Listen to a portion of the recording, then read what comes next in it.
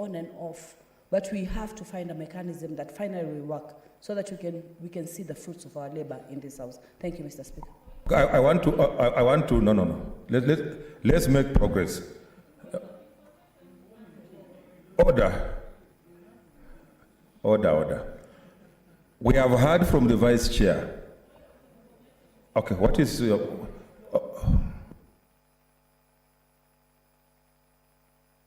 Thank you, Mr. Speaker. I just wanted to bring to your attention and to the attention of the House that I undertook myself to collect signatures from members here to request you to help us form the Committee of Implementation. A year down the line, you have not acted on my request. So I wanted to inform the House that there is an urgent importance of forming this committee, which I undertook to form through your office, which you haven't given a response.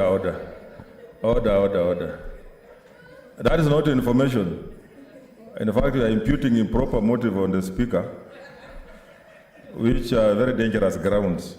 But I want to respond as such. The Vice Chair of the Labour Committee, if I heard him well, said that they have had a meeting with Treasury following up on what Senator Nderito was talking about on the implementation of what was recommended by the Senate. So I was going to direct that, because of the weight of this matter, because even when we also go home, councillors are asking us about their fate, and we know that Senate had done a good job, so they have been wondering where this matter went. So I'm directing that committee, within the next 14 days, bring a progress report on where the matter is with the Treasury, because we must now move with speed. On this other matter, on the implementation committee, yes, Senator Dulo, what is it? Mr. Speaker, I think before Senator Nderito, this House passed a motion by the same House on the former councillors, brought by Senator Lonyangapuo. And I think there was a bill, if I'm not wrong, maybe the executive needs to look into that was prepared as a result of that. But National Assembly rejected, saying that is a money bill. So maybe you need to follow up, as the executive need to follow up and really get to know what is happening before maybe Labour Committee looks into that and maybe feed whatever information you get into what Labour Committee is doing. Thank you. Okay, it seems to be a mix-up, but I think we will make a follow-up because it's extremely urgent that we get a resolution. On the matter of implementation committee, the matter has been discussed by the relevant committee. I think it's a live matter, and there were arguments for and against it. I think you just need to conclude it and undertake to conclude the matter so that we are able to move forward. Because when we had a last meeting, there were those who were for it, others were saying it was there, it was not effective, and that's why it was removed. So, but anyway, let me undertake to give a feedback on that. Next order, Senator Haneri. I think was.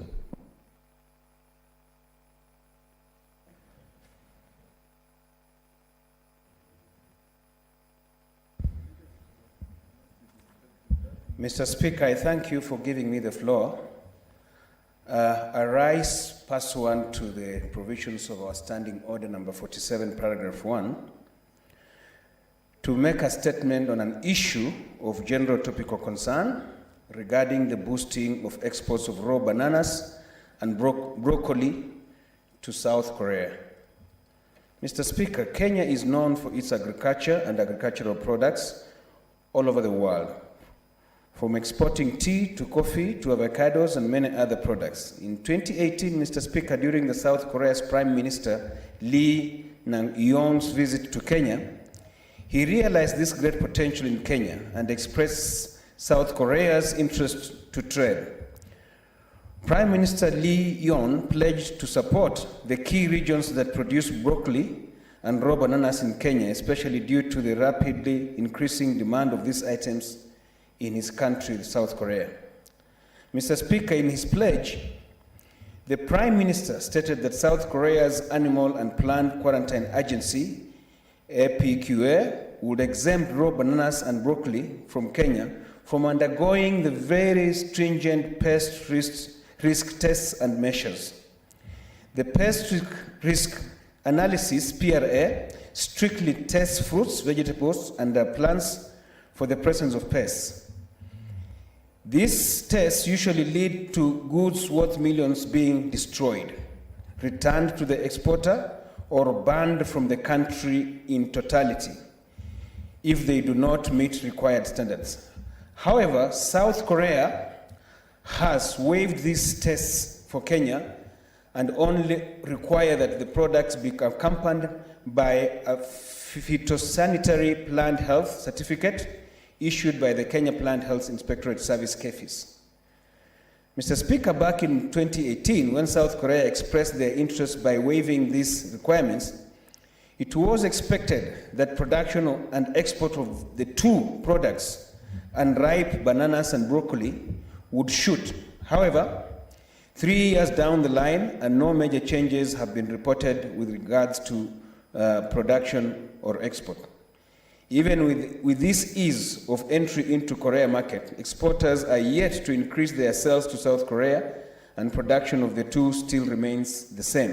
Mr. Speaker, a very good opportunity has been presented to us. Getting our products in South Korea will not only do good for the farmers, but for the Kenya's economic growth, especially in this trying time of COVID-19. It will also very greatly boost our foreign relations with other countries and maybe even present more and bigger opportunities for farmers and Kenya at large. That we are not scrambling to grab this opportunity is very baffling to me, Mr. Speaker. Mr. Speaker, we are the leaders of this country, and as leaders, we need to look for our people and our economic growth. I urge every one of us to lobby our counties, and especially those that are known to produce bananas and broccoli, to dream bigger. We cannot only be producing bananas and broccoli for national consumption when there is demand, very, very high demand out there.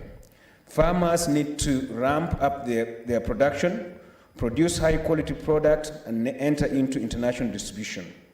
Let us not allow such opportunities to go to waste, Mr. Speaker. I thank you. I want to manage our time well because we have so many statements. So the riders, please, I'm sorry. Today you will not ride. Next, Senator Kasanga. Senator Anwar Loitiptip. Oh. I'm here, Mr. Speaker. Sorry. Mr. Speaker, sir, I rise pursuant to Standing Order number 47-1 to make a statement on an issue of general topical concern, namely the activities of the Forum of Parliaments for Member States of the International Conference of the Great Lakes Region for 2020. Mr. Speaker, sir, Kenya is a member of the Forum of Parliaments of Member States of International Conference of the Great Lakes Region, FPICGLR. This forum brings together the national parliaments of 12 ICGLR member states with a view to incorporating a parliamentary dimension in addressing the root causes of conflict, as well as constraints to development in the Great Lakes region. The member states of the FPICGLR are Angola, Burundi, Kenya, Uganda, Central African Republic, Republic of Congo and Democratic Republic of Congo, Rwanda, Sudan, Southern Sudan, Tanzania, and Zambia. Mr. Speaker, sir, the forum works through committees that comprise of the Executive Committee, the Committee of Economic Development, Natural Resources and Regional Integration, the Committee on Women, Children, Vulnerable Persons, the Committee on Peace and Security, the Committee on Democracy and Good Governance, and the Committee on Humanitarian and Social Issues. During the 2020 session, the forum, like many other parliamentary organizations, was greatly affected by the effects of the prevailing COVID-19 global pandemic. However, the forum was able to move above and beyond the challenges of the pandemic by utilizing technology to implement its programs and activities. Virtual meetings of the forum's committees discussed, amongst others, the effects of the pandemic on peace and security in the region, the case of member states, the role of Parliament in promoting good governance, the impact of COVID-19 on economic development in the Great Lakes region, social challenges faced by households due to COVID-19, and focus on domestic violence. Mr. Speaker, sir, during the 10th ordinary session of the plenary assembly of the FPICGLR held in Bujumbura on 4th to 7th December 2019, the General Secretariat undertook an assessment on managing cross-border conflicts in the Great Lakes region. This is in accordance with Article 17 of the Pact of Security, Stability and Development, which provides that member states undertake to ensure lasting peace and security in the whole region of the Great Lakes. The assessment noted that there were several causes of cross-border conflicts in the GLR, which include the following: improper distribution of natural resources, lack of effective management of natural resources, proliferation of small arms, ethnic divisions, political differences, transnational links, and the diffusion of violent conflicts, forced migration, and democratization and governance issues. It was further noted that governments in the region had made great strides to promote peace and security in the region. Some of the measures taken by governments of the ICGLR member states include commitment by heads of states to creating a conducive environment for political and economic cooperation, and signed agreements to end the conflict peacefully and to attain stability and development in line with the objectives of peace, security, and cooperation framework. Commitment by governments, regional and international actors to work together to reduce the spread of arms, as well as improve resource management to curb the cross-border conflicts, improvement of bilateral relations, enhancement of security cooperation, and encouragement of citizens to voice their concerns over the cross-border conflicts and insecurity. Parliaments of ICGLR member states are therefore urged to engage in legislative interventions, representative function, and effective oversight to foster stability and development if lasting peace is to be achieved in the Great Lakes region. Mr. Speaker, secondly, the other assessment done was the role of Parliament in promoting good governance in the Great Lakes region in line with the FPICGLR mission to facilitate effective engagement of parliaments in the implementation of the Pact plans through its Committee on Democracy and Good Governance. Good governance is about participation, equity and inclusiveness, rule of law, separation of powers, free, independent and responsible media, government legitimacy, accountability, transparency, and limiting the distorting effect of money in politics. The assessment noted that member states faced several challenges in trying to practice good governance, such as political parties are dominated by the elite, some of whom care less about the local citizens. Weak interinstitutional cooperation, lack of civic competence among citizens, and lack of resources to implement strategic and action plans. National parliaments, as one of the key institutions in a democratic system of governance, are urged to play the critical role of promoting good governance. They can ensure that governments and member states of the ICGLR are constituted by people, of the people, and for the people, actively engage in the development and implementation of laws, policies, and practices that promote good governance, respond to the growing public desire for greater involvement, information, accountability, and better service delivery to the people of the Great Lakes region, engage better with citizens of the region in decision-making process, ensure that they have programs that connect them with the citizens at the grassroots level, and promote and strengthen oversight role of the executive. Mr. Speaker, in conclusion, the 11th ordinary session of the plenary assembly of the forum took place virtually on 7th May 2021. At this event, the Right Honorable Speaker of the Senate, Senator Kenneth Lusaka EGH MP, was nominated to be the president of the FPICGLR and will hold this position for a period of 1 year as per the forum's accord. I take this opportunity to congratulate our Speaker and by extension, the Senate for election of this position. I thank you. Thank you so much. I don't know that the senators were following. You have not acknowledged that I'm the president of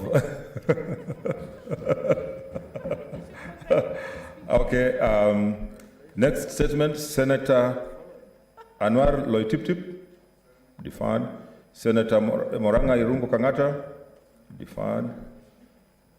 Senator Irungu Kangata, absent. Senator Dr. Abdullahi Ali.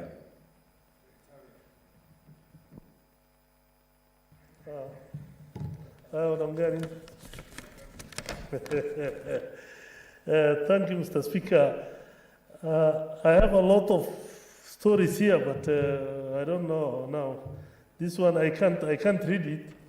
I don't know because 48.1 I have to ask questions, but anyway, let me see what I can do.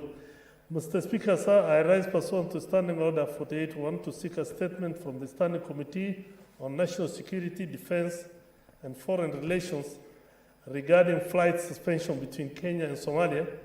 At present, it has been opened, but these things has caused a lot of harm. In the statement, the committee should provide the justification, if any, for the suspension by the Kenya government of flights to and from Somalia. To explain if the government has put in place measures to mitigate the losses Kenya aviation industry is incurring on a daily basis as a result of the suspension. Mr. Speaker, this thing has happened several times. It has happened in 2020. It has happened recently also for 3-4 months. And the aviation industry, Kenyans, the people who are gaining now, there are nearly 4 million Somalis who travel to and from Somalia, from all over the world. And Kenya, Nairobi used to be the hub. They go from here, then the airlines from here used to transport them. But now, Ugandan Airlines, Rwanda Airlines, Ethiopian Airlines, Turkish Airlines, Qatar Airlines are benefiting, while the local businesses here have literally died, which are mainly private. Mr. Speaker, we have close to, in 2017, the airline industry in Kenya directly supported over 18,000 jobs, 130,000 jobs in supply chains, 58,000 jobs in employee spending, and 410 jobs in tourism. Currently, the industry directly supports over 35,000 jobs. But when there's a knee-jerk reaction every time and the airspace is closed, and people are told to close the airspace within 2 hours, then a lot of people have gone out of jobs. People are really suffering. So I'll ask the committee to try and look into these things, and so that if at all there's an issue which arises, then the government should give the industry at least some time so that they're able to look into their problems. Thank you, Mr. Speaker. Okay, Senator Mohammed Faki, Mombasa. And I see you have several questions. Allow me, Mr. Speaker, to read all of them at once. Thank you, Mr. Speaker, sir. Mr. Speaker, sir, I rise pursuant to Standing Order number 48.1 to seek a statement from the Standing Committee on Roads Transportation on the suspension of ferry services to pedestrians. In the statement, the committee should explain the reason or reasons for the suspension of ferry services to pedestrians in Mombasa County from 4 a.m. to 8 a.m. in the morning and from 4 p.m. to 8 p.m. in the evening daily. Number 2, state whether the public participation was conducted before the decision to suspend the service was made. And thirdly, explain what the government is doing about the resultant congestion at the ferry for the whole day, regardless of the peak hours, and in view of the current outbreak of COVID-19 pandemic.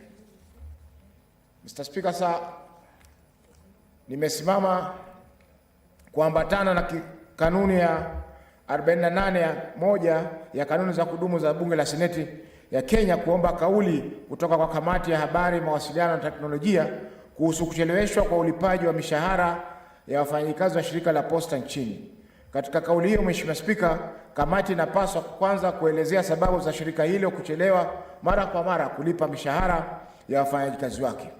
Pili, kueleza sababu za shirika hilo kuchelewa kulipa kodi, pesa za huduma ya afya na pesa za uzeeni na mikopo ya wafanyikazi wafanyikazi wake, ili hali wanadaiwa na vyama vya ushirika SACCOS pamoja na benki za kibinafsi na tatu, kueleza hali ya kifedha ya shirika hilo ikifikiriwa kwamba wafanyikazi wake huenda wakakosa ajira iwapo shirika litafilisika. Asante Mheshimiwa Spika. The last one, Mr. Speaker. Okay. Mr. Speaker, I rise pursuant to Standing Order 48-1 to seek a statement from the Standing Committee on Trade, Tourism, Industrialization on the current status of the Mamangina waterfront in Mombasa County. In the statement, Mr. Speaker, sir, the committee should, one, state who is currently managing the Mamangina waterfront. Two, state the reason why the facility has not been handed over to the Mombasa County government, and yet tourism is a devolved function. And three, state why there has been frequent closures of the facility, even to the extent of denying residents access to the waterfront and the Mamangina Drive, which is a public road. Yet, there has been no gazette notice stopping people from accessing the said road. Thank you, Mr. Speaker, sir. This next statement is by Senator Moses Wetangula.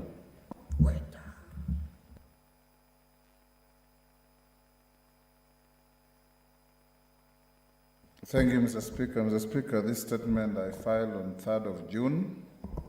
It has come late because of our recess. Mr. Speaker, I rise pursuant to Standing Order 48-1 to seek a statement from the Standing Committee on National Security, Defense and Foreign Relations regarding the recent mysterious disappearances and killings in Kenya. In the statement, Mr. Speaker, the committee should, one, provide a status report on the investigation surrounding the recent mysterious disappearance and death of Mr. Bashir Mohammed, who is reported to have been last seen in Kilimani, Nairobi County on Thursday, 13th May 2021, only for his body to be discovered in a river called Nyamindi in Kirinyaga County, as well as those of one Brian Odwori, Jack Anyango, Elijah Obwong, and Benjamin Imbai, who were reportedly kidnapped in Kitengela Township on Monday, 19th April 2021, and whose bodies were later found in rivers Mathioya and Mukangai, situated in Murang'a County. Two, explain the measures taken by the government to stop the now rampant kidnappings and killings of innocent Kenyans. Three, explain the steps taken by the government in ensuring that water bodies in which the bodies of the victims were found are cleaned and measures put in place to prevent dumping of bodies in rivers. Mr. Speaker, you've seen of late people disappear from Nairobi, from the environs of Nairobi, and curiously are found dumped in the rivers within Murang'a County, Kirinyaga County, and around Thika. These bodies, Mr. Speaker, are dumped in fresh water bodies that are used by citizens of this country for domestic use and for use of their animals. Lastly, Mr. Speaker, yesterday, a Mr. Achola, an engineer, a friend of mine, called me to report to me that his 10-year-old daughter, by the name Millicent Akinyi Achola, disappeared at 1 p.m. at Mihango Estate in Eastlands. Today, Mr. Speaker, we have gone more than 24 hours. The child has not been found. Nothing has been heard of this child. And I just hope and pray that the body of this child will not be found after the abductors killing her and dumping her in whatever place they have been doing.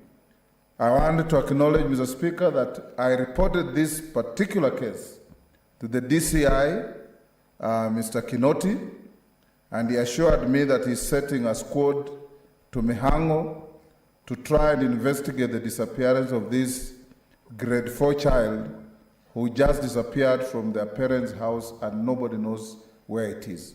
We want an assurance from the state, Mr. Speaker, that the duty to protect the lives and properties of innocent Kenyans is sacrosanct, and that we can't have people disappearing and later their bodies being found dumped in rivers, stuffed in sacks, and mutilated, and we are seeing no arrests, no prosecutions. Thank you, Mr. Speaker.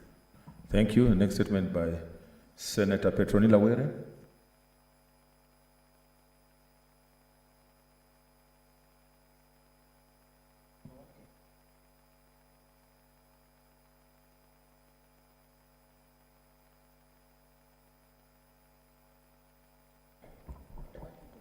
Thank you, Mr. Speaker, sir. I rise pursuant to Standing Order 48-1 to request for a statement from the Standing Committee on Health regarding the alleged change of ownership status of the General Cargo Funeral Home in Kiambu County. In the statement, the committee should, 1, establish the current ownership status of the General Cargo Funeral Home, which has been under the administration of the Kiambu County government. Outline the procedures which were followed in the change of ownership, if any, and the circumstances surrounding this change. Thirdly, the committee should determine the current status of the registration of the parcel of land on which the facility occupies. And finally, Mr. Speaker, the committee should state how the current ownership, control, and management of this facility has impacted the lives of the people of Kiambu and its environs, given that several counties were being served by the said funeral home when it was being operated by Kiambu County government. Thank you, Mr. Speaker. Next is from Senator Beatrice Kwamboka Makori. Absent, deferred. Senator Millicent Omanga, deferred, absent. Senator Johnson Mwaruma.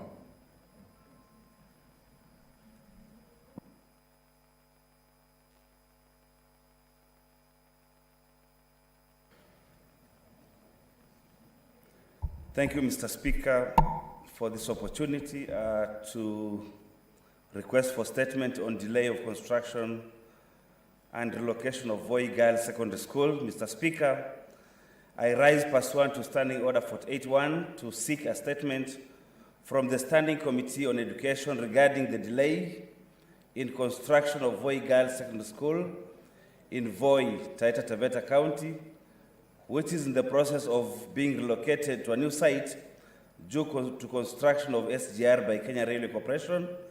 In the statement, the committee should, 1, indicate the status of construction of Voi Girls Secondary School at the new site in Vindo area of Voi. 2, explain the reasons for the delay in completion of the project. 3, state the expected date of completion of the project. And 4, state the projected cost of the project and indicate the amount paid so far. Thank you, Mr. Speaker. Okay, we now go to statements under Standing Order number 51-1. Chairperson, Agriculture Committee, or any member with the report. Okay, Standing Order number 51-1B. Chairperson, Standing Committee on Health.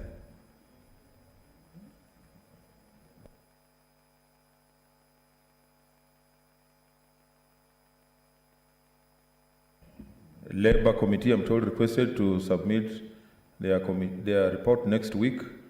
Chairperson, Land, Environment, and Natural Resources.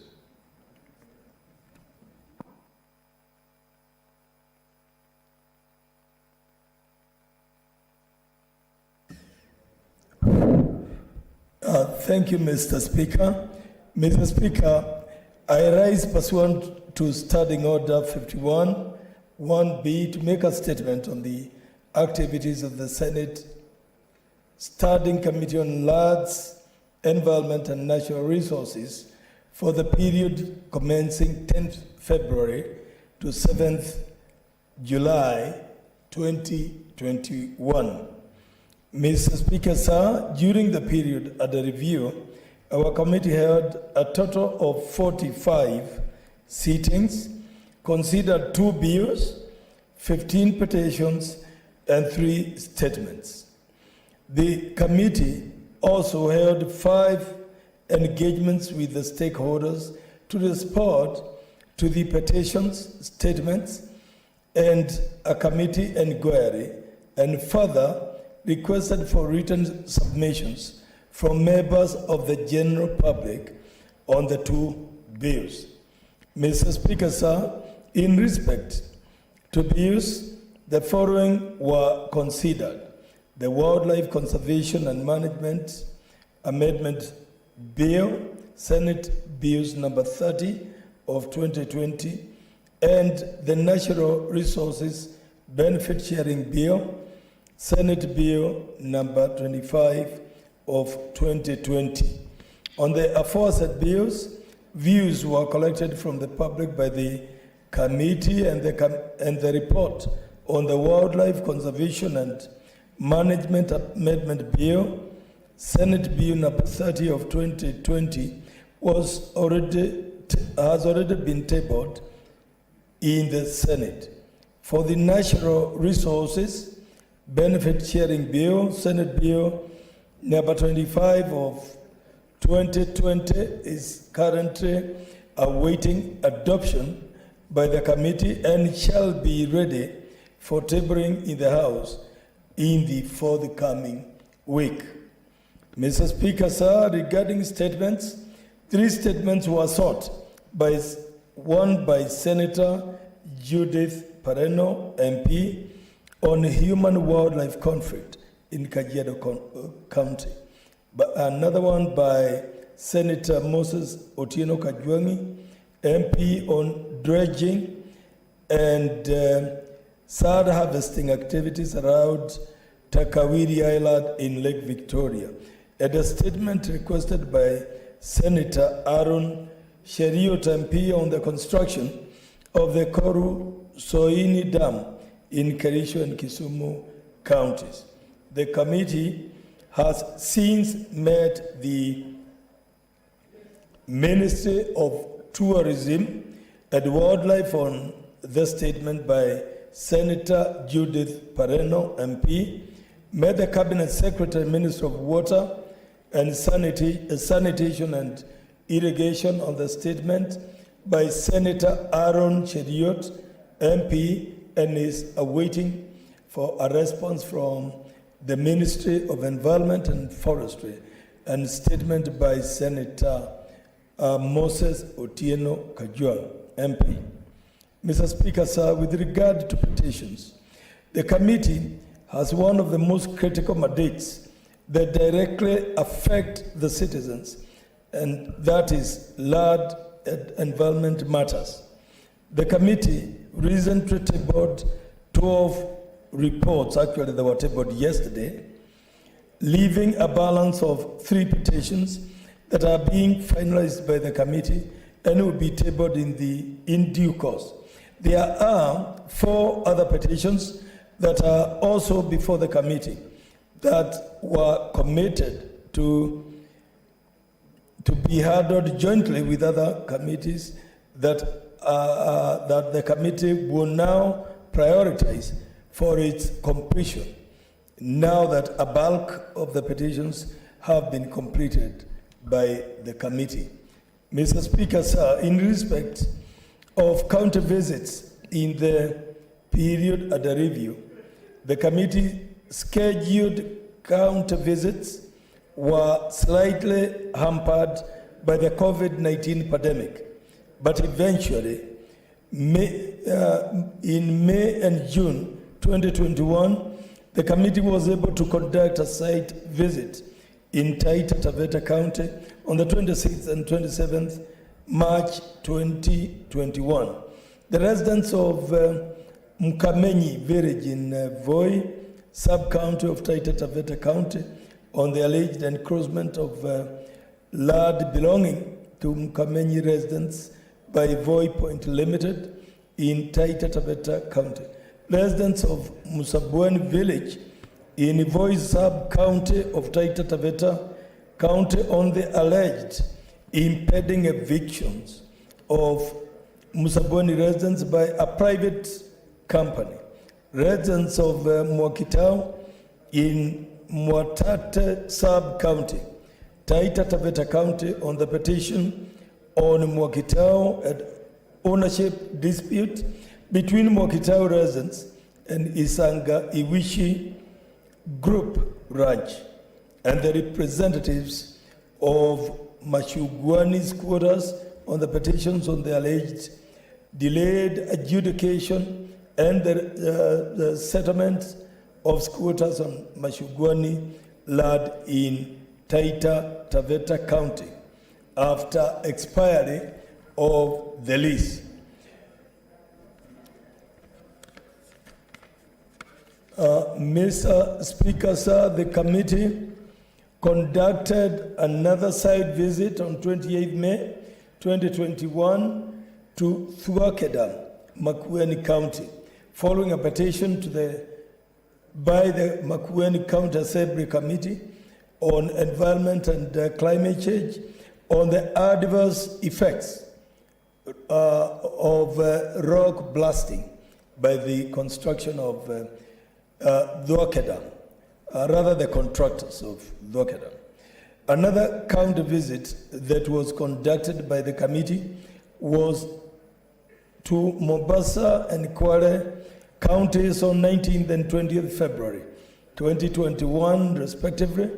The visits were to the Wajomvu community on a petition regarding the alleged historical land injustices involving plot number 162/V/MNCR1070 and to Kwale County following a request through the office of the Speaker by Senator Boy Isa Juma Boy, MP, on the eviction of residents from plot number land reference 4572 situated in Diani, Kwale County, and to residents residing next to the Ukuda airstrip following the eviction notice against them.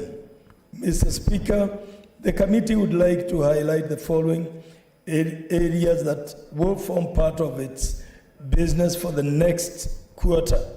Clear the pending petitions, which are 4 petitions.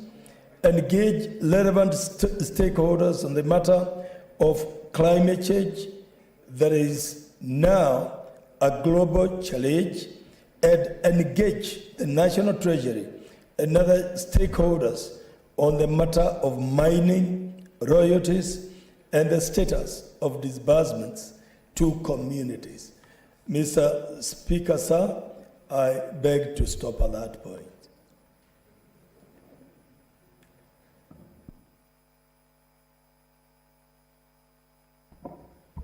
Senator Zani Agnes.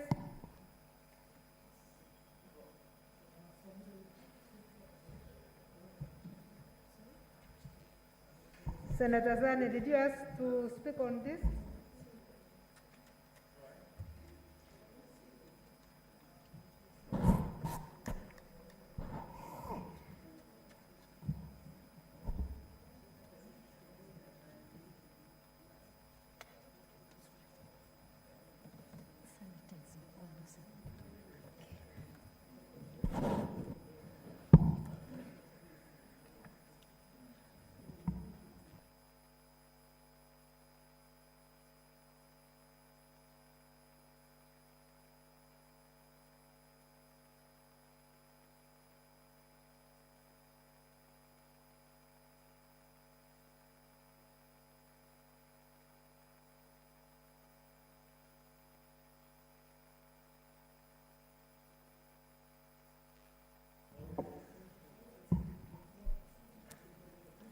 Okay, Senators, I note that there was no riding today. Senator for the chairperson, Standing Committee on Health.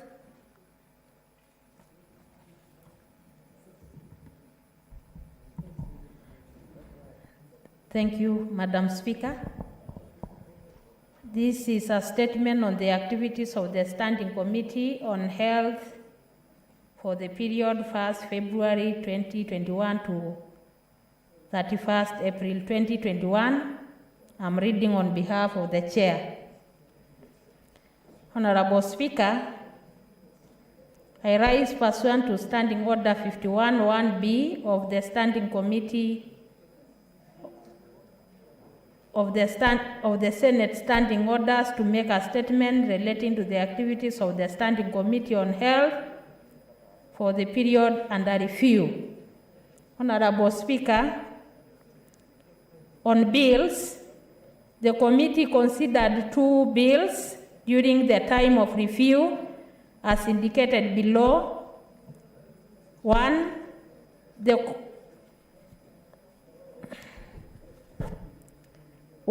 the Community Health Service Bill, Senate Bill number 34 of 2020.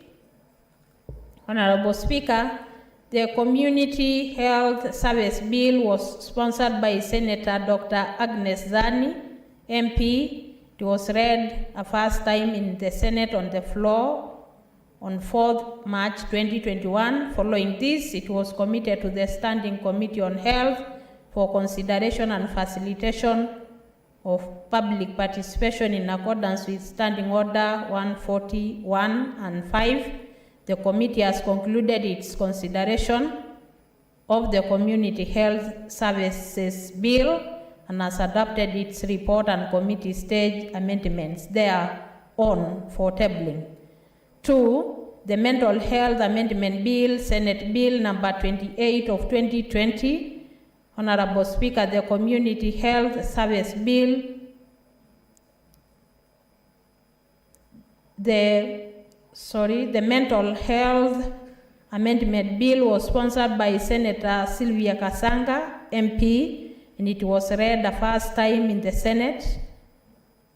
Following this, it was committed to the Standing Committee on Health for consideration and facilitation of public participation in accordance with the Standing Order 141 and 5.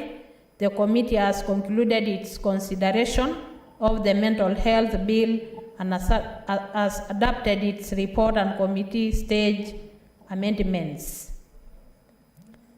B, on statements. Honorable Speaker, the committee has considered and concluded 2 senators' requests for statements during the period under review as follows. Statement sought by Senator Petronila Lokorio-Were, MP, on the state of affairs at the Busia County Referral Hospital. And 2, the statement sought by Senator Omogeni, MP, on the death of Ms. Martha Kemunto at the Nyamira County Referral Hospital. The committee held meetings with the key stakeholders in relation to the statements, including the relevant county government, at the meeting in which the senator was present. Further to the above, the committee sought for and concluded the statement from the Ministry of Health on the following. 1, the status of nationwide COVID-19 vaccine rollout. 2, alleged stalemate between the government of Kenya and USAID on HIV and AIDS commodities. 3, emergency authorization for the importation and distribution of the Russian manufactured Sputnik COVID-19 vaccine in Kenya. And 4, cancellation of licenses to private sector entities in the importation, distribution, and administration of COVID-19 vaccines into Kenya. In relation to the mentioned above statements, the committee also held consultative meetings with the key stakeholders where relevant stakeholders, the Ministry of National Treasury and Planning, Council of Governors, Pharmacy and Poison Boards, health workers and representative groups, union and professional associations, and private sectors representatives were also included. In addition, the committee is due to commence its consideration of pending requests for statements from senators as follows. Statement by Senator Beatrice Kwamboka, MP, on the status of funds allocated to county government as donation by the international community to aid in the fight against the COVID-19 pandemic. B, statement by Senator Millicent Omanga, MP, on the availability of ICU facilities countrywide to handle patients with severe COVID-19 symptoms and other critical illnesses. Statement by Senator Falhada Imana on underreported cases of medical negligence and malpractices. Statement by Senator Samson Cheragay, MP, on non-remittance of statutory deductions from the staff of the county government of Nandi County to the National Hospital Insurance Fund, NHIF, by the county government of Nandi County. Petitions. The committee has prioritized the following petitions for consideration during the 5th session. A petition on the allergic double taxation of pharmacies in Kenya by Mr. Collins A. Omolo. A petition by Ms. Marion Juma and others on challenges faced by patients suffering from multiple and neurogenic optical NMO. A petition by Mr. Stephen Obudo on proposed amendments and additional provisions to the Cancer Prevention and Control Amendment Bill 2019.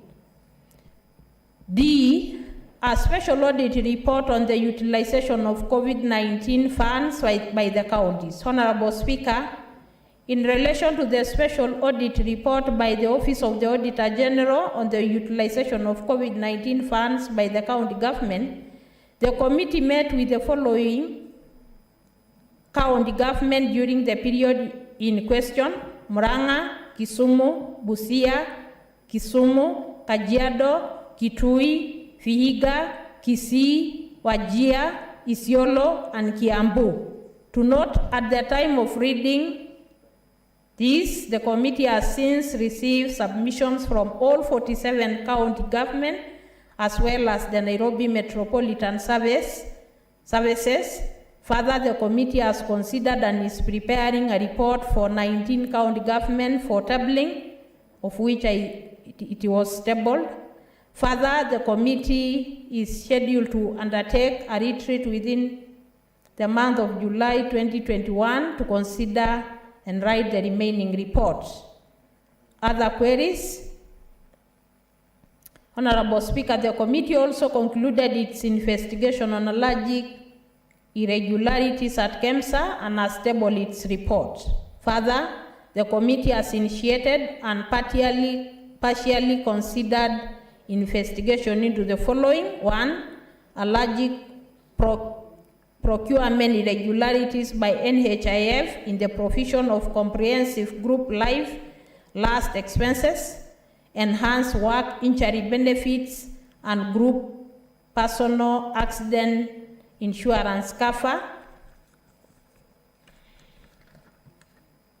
for 101,483 civil servants and NYS employees at a contract sum of 6,331,036,782. 2, performance of counties in the health function. With regards to the performance of counties in the health function, the committee has held consultative meetings held with key stakeholders, including the Office of the Auditor General and civil society groups led by the International Budget Partnership. In relation to the same, via letter dated 15th June 2020, a request was sent to the Auditor General Office for a performance audit of the health functions in the 10 specified counties within 3 months as follows: Trans Nzoia, Wajir, Nyamira, Narok, Baringo, Busia, Kisumu, Taita Taveta, Makueni, and Murang'a. Key areas of interest to the committee with regards to the performance audits include procurement of health products and technologies, development projects in the health sector in the selected counties, and utilization of conditional grants from the national government, particularly conditional grants for level 5 hospitals, and user fee county visits. Honorable Speaker, the committee has not undertaken county visits during the period under review. Conclusion, I wish to thank your office and that of the clerk of the Senate for the support accorded to the committee in the undertaking its work. I also wish to thank the members of the committee for their commitment. Thank you. Thank you, Senator. Honorable Senators, we go back to the Chairperson, Standing Committee on Labor and Social Welfare, to make a statement relating to the activities of the committee. Senator Sakaja. Thank you. Thank you very much, Madam Speaker, for your indulgence. I know earlier the committee had requested to do this next week because of the ongoing work, but I think based on the question asked earlier, it makes sense just to give an update of that and all the other issues.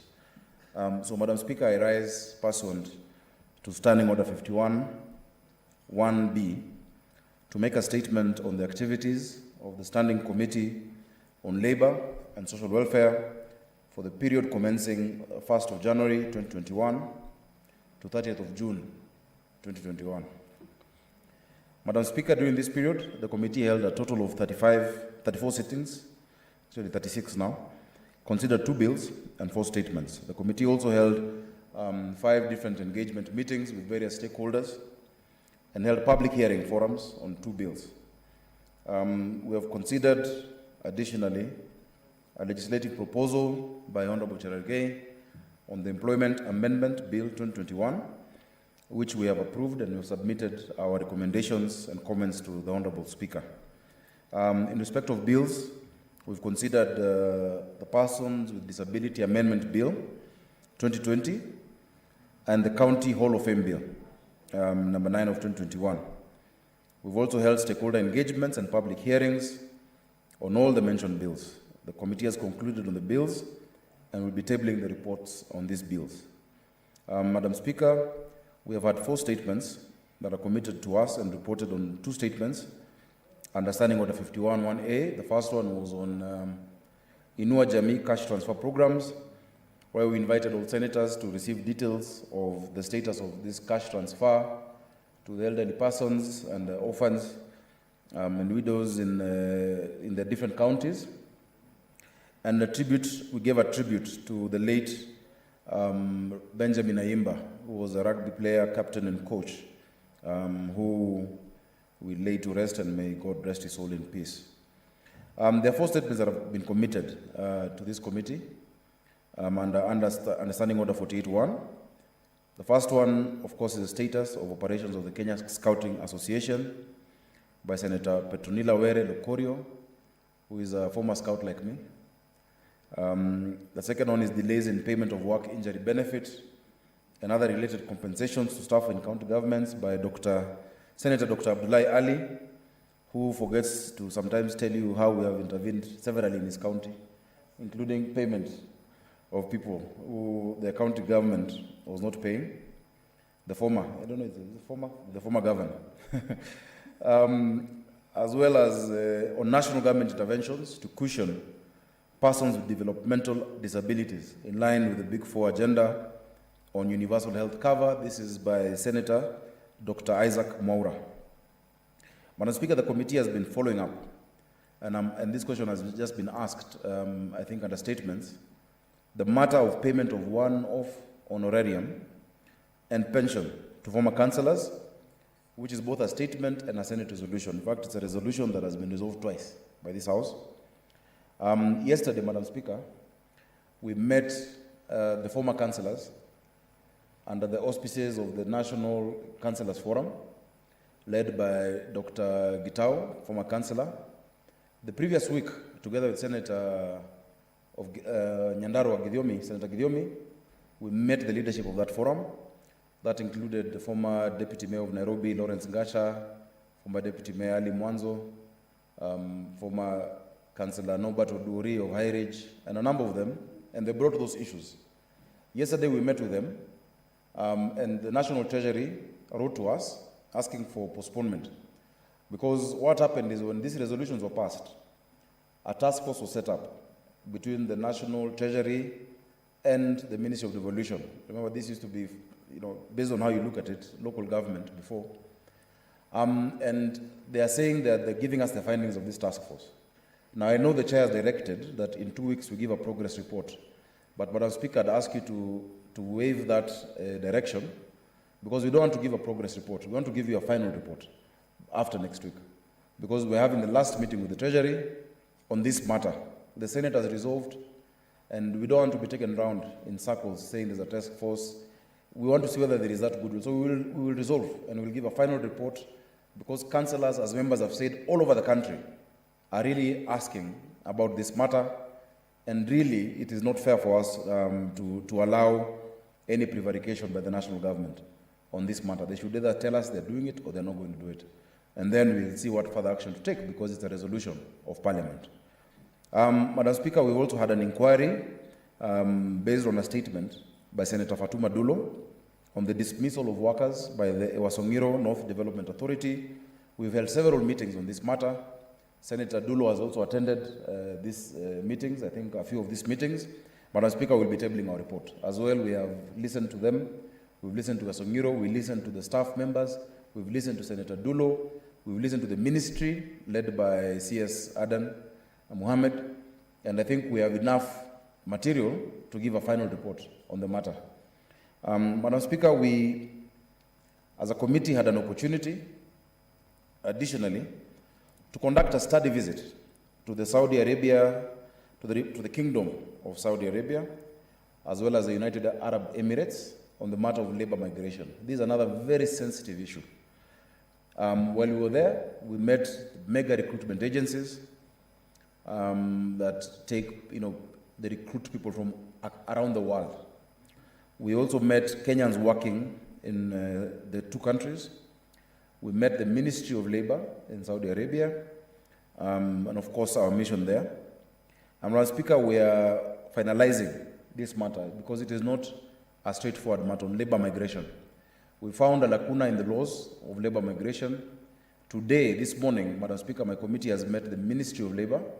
We've met the Kenyan Association of Professional Employment Agencies, and also ASMAC, an association of skilled labor migration, this morning.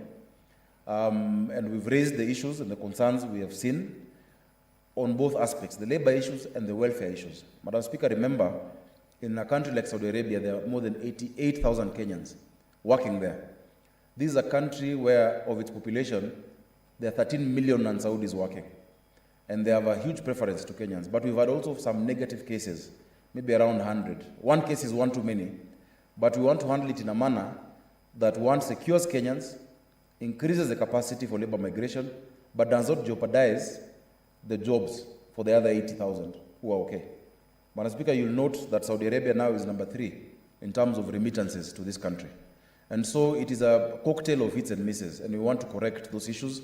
So next Wednesday, and I've just discussed with the Cabinet Secretary of Foreign Affairs just an hour ago, the Ministry of Foreign Affairs is going to join us, together with the National Employment Authority and the mega recruiters from Saudi, and we will have a virtual meeting so that we can clear all the pending issues and ensure those Kenyans who might feel they're stuck elsewhere can come back home, but we have proper, predictable, and accountable labor migration framework where whoever leaves this country to go work, because it's a choice, can be accounted for at all times, Madam Speaker. So it might have taken long, but it's a very complex issue with a lot of potential, Madam Speaker, to go wrong if not handled properly. Madam Speaker, pursuant to Standing Order 215.2, my committee is currently following up on the implementation of the resolution I've said earlier on the honorarium, and we shall be giving a report within less than 14 days. Actually, by next week, we'll give the final report.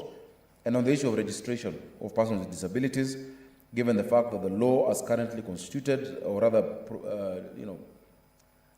as in its current state, does not take into cognizance the advancements after the new constitution. So there are certain people who need to register you, they don't take into cognizance the fact that we're in a devolved, system where this registration can be done at the county level. Many people miss out because before you need the director of medical services.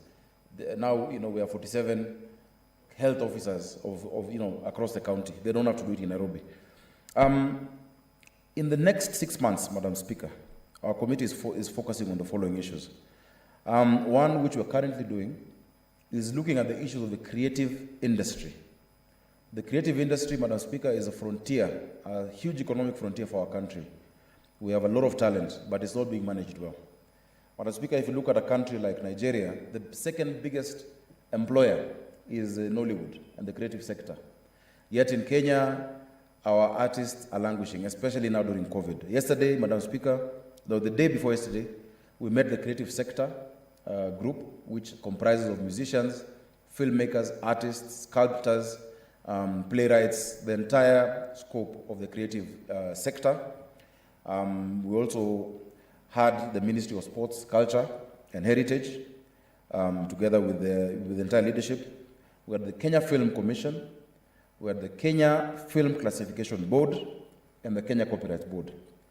It was a very long meeting from 9:30 to 2 p.m. And that meeting, we were able to raise all the issues around the sector and then categorize them into with timelines of what to deal with first. And next Tuesday, we are then now meeting the Attorney General, KECOBO, which is the Kenya Copyright Board, the Communication Authority of Kenya, and the Media Owners Association. But as Speaker, senators will be, I don't know whether shocked or they expect this, but they'll be interested to learn that our broadcasting houses right now owe musicians and content producers 500 million shillings in unpaid royalties. And Madam Speaker, these broadcasting houses are not paying for content by Kenyans, yet they're showing us Alejandro and Mexican soaps and Nigerian music, which they are paying for. And they're getting advertising revenue.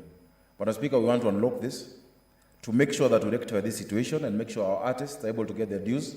We want to look at the issue of collective, the CMOs, the organizations that collect on behalf of the artists, including MCSK, PRSK, and CAMP. Madam Speaker, there was a forensic audit that the President asked for during the funeral of Matthew, the late musician from Gatanga. And in the course of our meeting yesterday, we were able to speak to the DCI, who has shared his final report, and heads are going to roll because, Madam Speaker, those who have been eating and pilfering money meant for our young people, musicians and artists, cannot go scot-free. So this is ongoing, and the final meeting will be next week. We shall also give a report to make sure that these activities, and even the levies and charges being charged by different county governments that are curtailing the creative sector, can stop. Madam Speaker, we're also inquiring and looking at the sports sector, which is doing well in many respects. Madam Speaker, I am just from flagging, or rather joined the President in State House when we were flagging off the Olympics team just this afternoon. And in many different federations and other sporting areas, Madam Speaker, we are bringing together the federations, we're bringing together the coaches and the player associations to look at how we can strengthen the different, especially the key sports that we have in this country. Madam Speaker, you realize you have a Sports Arts and Development Fund, which runs into billions. Of course, a huge percentage of that has gone to UHC.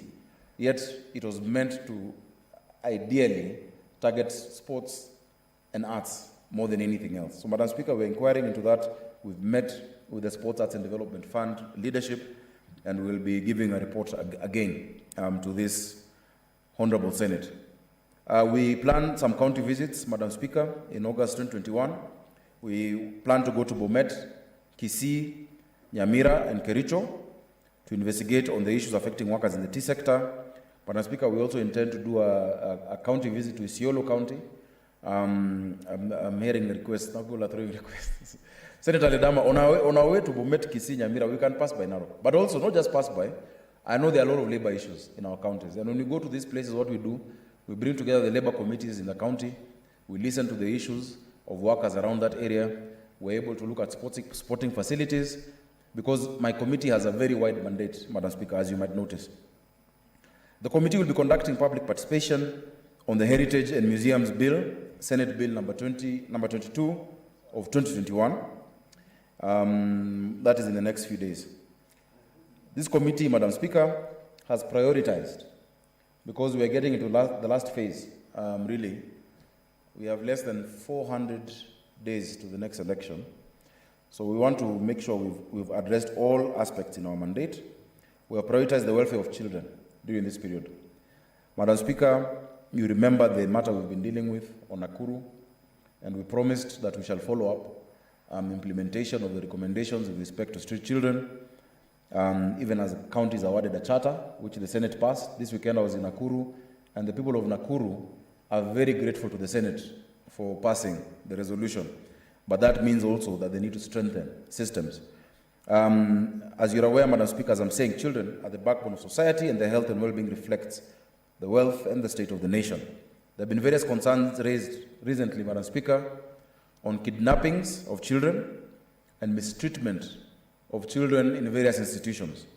We plan to hold meetings with relevant stakeholders, including those based in the counties, to look into these matters. And Madam Speaker, my county is very heavily affected by this issue. And those who are most vulnerable, Madam Speaker, are the orphans and those in institutions, rehabilitation centers and children homes. Matters of child trafficking, Madam Speaker, and school feeding programs in our learning institutions. Madam Speaker, I will be inviting senators to receive a presentation on some of the school feeding initiatives that are happening. We've sponsored a national school feeding program bill, Madam Speaker, that we're partnering with the National Assembly. But for those who would be interested, I would love to show them what already is going on in Nairobi County.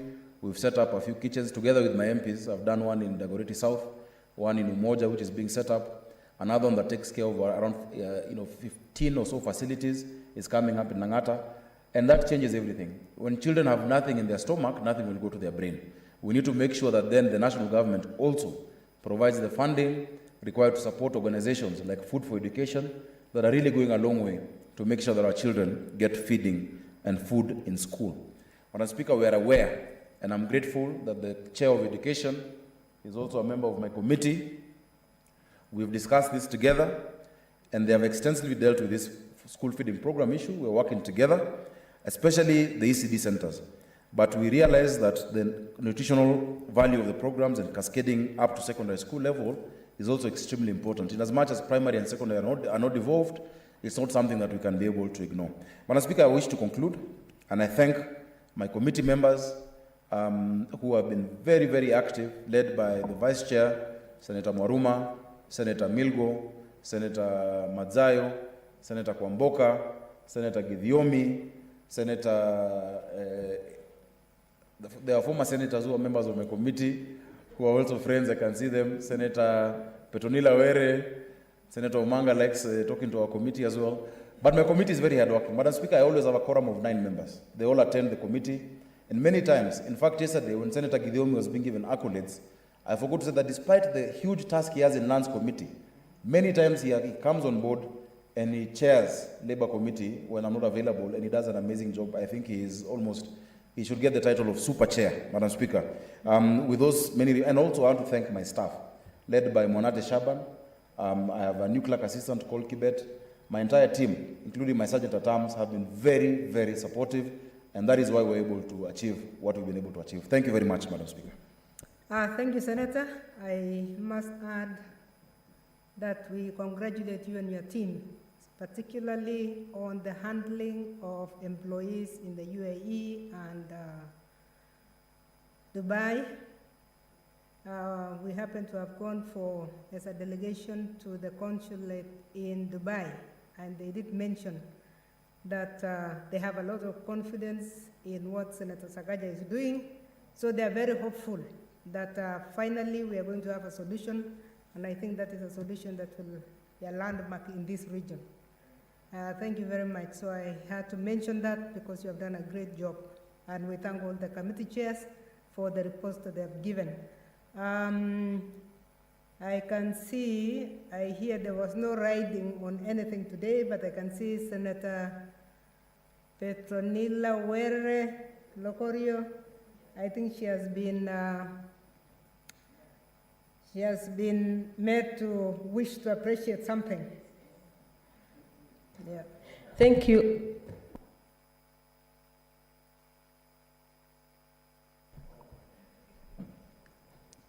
Thank you, Madam Speaker. I'm giving you 2 minutes. Yes, I do not want to write 2 minutes, is even long. I want to appreciate that committee and appreciate the chair, who is quite hardworking. However, there are 2 of my statements that have not been handled by this committee to a conclusive end. You didn't mention them, so this is just a reminder. And knowing how hard you work, Senator Sakaja, I know that this you will handle.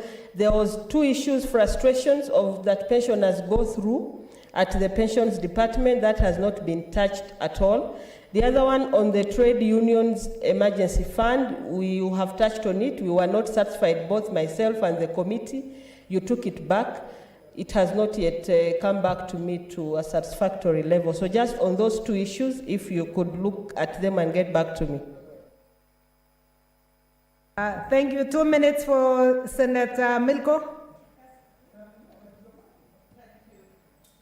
Thank you, Madam Speaker. I also rise to congratulate my chair, Senator Sakaja, for the report he's given. I'm a member of that committee, but I'm mainly rising to actually congratulate him, just apart from labor issues that we've handled very seriously. I think when the time of closing business in this house comes, one of the committees that shall stand to be counted shall be Labor Committee, of course together with the Education Committee. So one thing that I had to challenge the other senators is the fact that Senator Sakaja has actually delved into feeding programs of ECD centers. And in this case, I would wish to encourage other senators to benchmark what Senator Sakaja is doing. We as Education Committee, we have actually been trying to standardize ECD centers right across the country, and we actually borrowed a lot from what Senator Sakaja was doing, and I wish to encourage other senators to actually borrow that particular lead, because if we feed students, actually they'll develop very well, and come the future, they'll develop great talents. Thank you, Madam Speaker. Thank you. Finally, Senator Olekina, 2 minutes. Madam Speaker, thank you. I too would like to congratulate my colleague, Senator Sakaja, for the good job that he has done in his committee, and particularly on the issue revolving around the former councillors. Last week, I actually also met some of the leadership of the former councillors in Kajiado and in Narok, and also in Samburus. And they are all, when you look at these people and the amount of time they give to this country, you wonder why sometimes we become so insensitive. We don't recognize people when they serve the nation.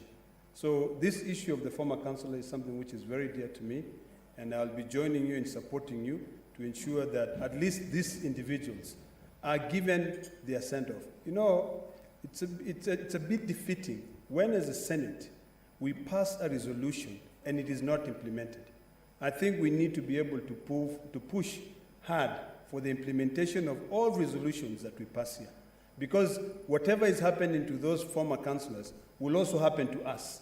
If we let it go, I know the issue of the transitioning authority, Madam Speaker, when it came in place, it was rushed such that these good men and women who served this nation for many years were not really given what they deserve. But we should not look back at what happened. We should now try and correct it. So I thank you, Madam Speaker, for giving me 2 minutes. And I once again say thank you to Senator Sakaja and his committee. Thank you. The next statement is pursuant to Standing Order 52-1. The Senate majority leader to issue a statement on the business of the Senate for the week commencing Tuesday, 13th July 2021.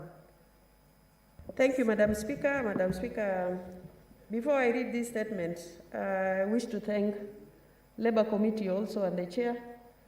I know there were a lot of praises pouring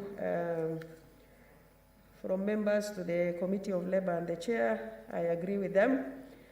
And also my statement that I brought to the committee. Madam Speaker, I would request, if it is allowed, Senator Sakaja The matter of Wasonyiro is a very, very sensitive matter. There are people who have already been laid off, who have worked for that institution for more than 10 years. I would pray if the committee can make one-day visit to that institution and solve the problem that members of staff are facing. And I've actually requested even the committee when I appeared before them. Thank you. Madam Speaker, pursuant to Standing Order 52.1, I hereby present to the Senate the business of the House for the week commencing Tuesday, 13 July 2021. Before I proceed with the statement, allow me to take this opportunity to welcome honorable senators back from the June 2021 recess. I trust that you are well and have had an opportunity to interact with your constituent, family, and friends. Madam Speaker, on Tuesday, 7 July 2021, the Senate Business Committee considered and approved tentative business for Tuesday, 13 July 2021. The Senate will consider bills at the second reading stage and motions on reports of various standing committees as contained in the program of Senate business. The Senate will also continue with the consideration of the bills, motions, petitions, and senators that will not be concluded in today's order paper. On Wednesday, 14 July 2021, the Senate will continue with business that will not be concluded on Tuesday, 13 July 2021, and any other business scheduled by the Senate Business Committee, while on Thursday, 15 July 2021, the Senate will continue with the business that will not be concluded on Wednesday, 14 July 2021, and any other business. Madam Speaker, as the House is aware, the Senate has been in the process of republishing bills in line with the judgment of the High Court in Constitutional Petition number 284 of 2019. As at now, a total of 58 bills have been published.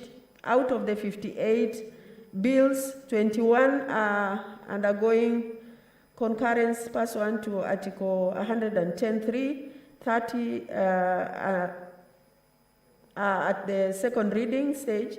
Considering the 9 bills that were read a first time on Tuesday upon their maturity, and the 3 bills are at the committee of the whole stage. 1 bill was referred to the National Assembly, while 3 bills have been assented to. Honorable Senators, will note that in today's order paper, there are several bills scheduled for second reading, under order number 8 to 14, and at orders number 18 and 19.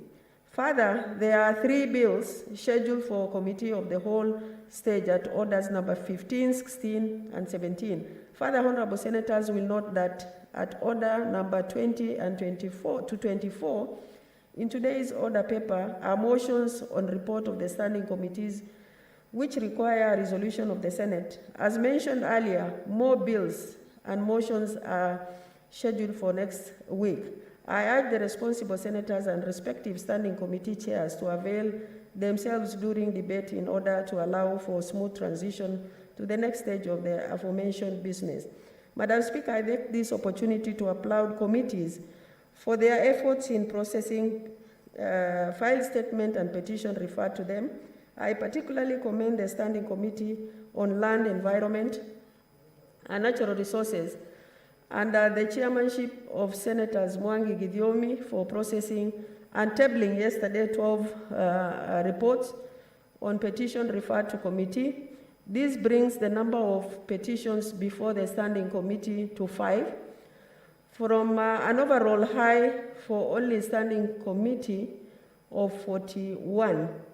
That being said, however, there still remains a high number of petitions pending conclusion in the Senate, with some standing committees not having tabled a report on a petition yet. I urge respective standing committees to expedite consideration of the pending petitions and table report as required under Standing Order 232-2. Madam Speaker, allow me in conclusion to thank all senators for the dedication and commitment they have continued to exhibit in their work in service to the people of Kenya. I thank you and hereby lay the statement on the table of the Senate. I thank you. Thank you, Leader, for that statement. Next order. Order number 8, the Community Health Services Bill, Senate Bills number 34 of 2020, second reading. Division. Honorable Senators, for the convenience of the House, we defer order number 8. Next order. Order number 9, the Investment Promotion Amendments Bill, Senate Bills number 2 of 2021, second reading. Thank you, Senator Alice Milgo. You had started moving and you had not concluded, so we expect you to complete your moving now. You have 55 minutes. If you need that much time, you have 55 minutes.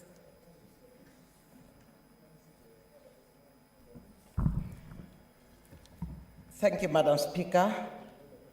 Before the rise of the House yesterday, I had already started on Investment Promotion Amendment Bill 2021, and I was talking about investments in Kenya, and I was saying that Kenya is a country that is strategically placed in East and Central Africa, and has good infrastructure.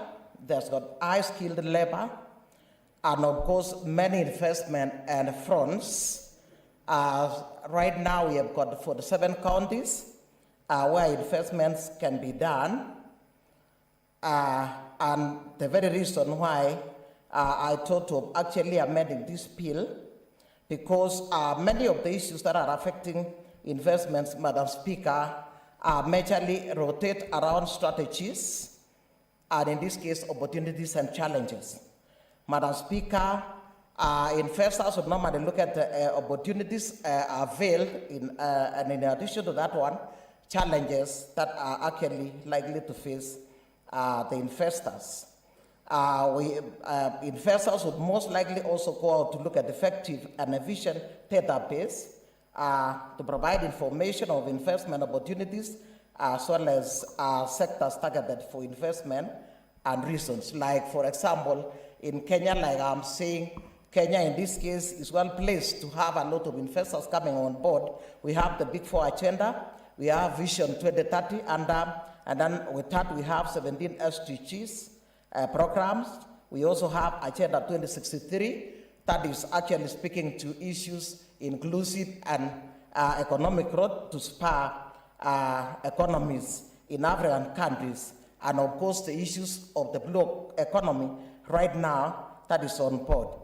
Madam Speaker, issues of networks and challenges on best practices as well as timely and accurate data and information gathering system.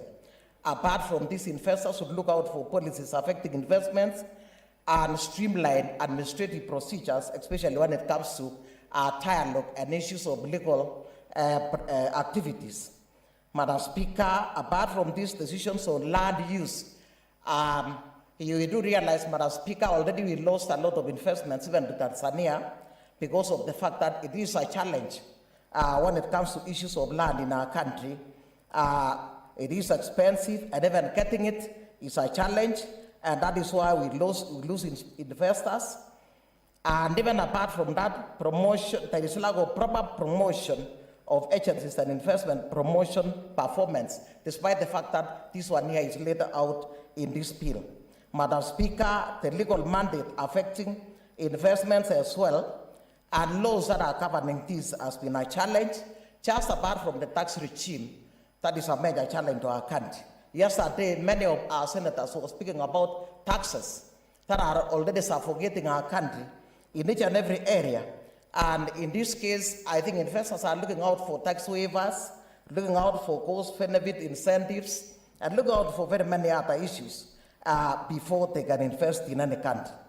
And so, faced with these economic issues, Madam Speaker, as I said, there are very many investment fronts in our country. We only need laws that in this case are going to speak to issues, investment, so that it shall go a long way to spur our economies. And more specifically, this bill is trying to bring on board the counties, which I said they are the new investment fronts. Madam Speaker, if there will be a lot of investments in the counties, without any doubt, this shall increase to bring on board issues of creation of employment. At the same time, our youths will have a lot of business opportunities. It will raise the standards of living. Madam Speaker, this bill therefore seeks to amend the Investment Promotion Act to ensure the participation of county governments in the promotion of trade in the country. The bill seeks to also include the participation of county governments in the formulation and implementation of policies and strategies formulated by the Kenya Investments Authority to attract investors, both foreign and local, in the counties. And further, the bill seeks to streamline the management of the authority by outlining the specific qualifications for appointment of board members and their tenure of office. The constitution of the office of the managing director has also been enhanced. Madam Speaker, the major amendment to this bill has come around clause 14, but beginning at clause 1 and 2, these are majorly definition of terms, and to also bring on to change minister to cabinet secretary, also to redefine board, and at the same time to define what you mean by council of governors, because it's a new term on board now. That is the council of governors. We have the county public service. So that is on clauses 1, 2, up to 3. Madam Speaker, the major amendment would come under clause 3, that is section 3, where we are speaking to issues of amending, to amend, clarify when it comes to additional information that is required to be put in writing. Madam Speaker, clause 4 in this case was also amended to ensure that we actually change and reduce the members of the board that did not have the members of the county government. So many of the principal secretaries that were in this board did not include the county government interests, and in this case, this bill has amended this to ensure that the PS devolution that is charged with issues county governments is brought on board. This shall include 2 members which are of opposite gender, and in this case that is male and female, that is which in this case has interest of the counties. Clause 5, Madam Speaker, has also set out the qualifications of the board members, which of course recognizes the fact that they need to have a degree and that they must of course have 5 years experiences in areas related to their fields, just apart from of course the normal ethics. Clause 6, Madam Speaker, is also speaking to terms of office of the said board members, which is 4 years. This one, they have been having 3 years, but we said in this bill that they can have 4 years in office and then to be renewable once. Madam Speaker, clause 7 has also been amended, in this case to speak to the conduct of the members and how they can vacate office. This one rotates around the issues of absence, integrity, and that is cases of that is interests, that is that is to declare interest to never in any issue that comes on board. Madam Speaker, clause 8 also was deleted in this bill, and then clause 9 was amended also to speak to the issues of remuneration of the board members that had been paid by the authority, and now that these board members should be paid as stipulated by the SRC, that is Salaries and Remuneration Commission. Madam Speaker, there is also an amendment to 23. 23, in this case 1, 2A. This one here is to specify a recruitment of the managing director to show qualification, which is here given as to be master's degree, and in addition to that one, to reduce the 7 years. To show that this particular managing director should have had experience of 7 years. 7 years experience, and then of course the other chapter 6 and any other integrity issue. Apart from that, Madam Chair, clause 12, that will be 23A, the managing director, term has also been reduced from 8 years to 5 years, which, and this managing director is eligible for reappointment. So earlier on, the managing director will stay in office for 8 years, but right now this one is reducing to 5 years.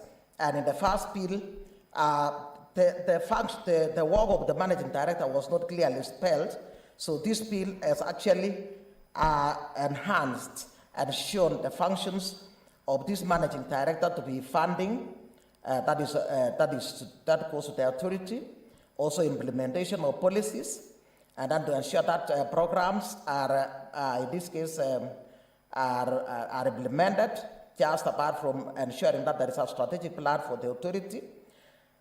And then further, 23C, Madam Speaker, is showing conditions for termination of service for this particular managing director, of course, rotating around misconduct, neglect of duty, and in this case, maybe removed from office based on any other condition, maybe sickness also.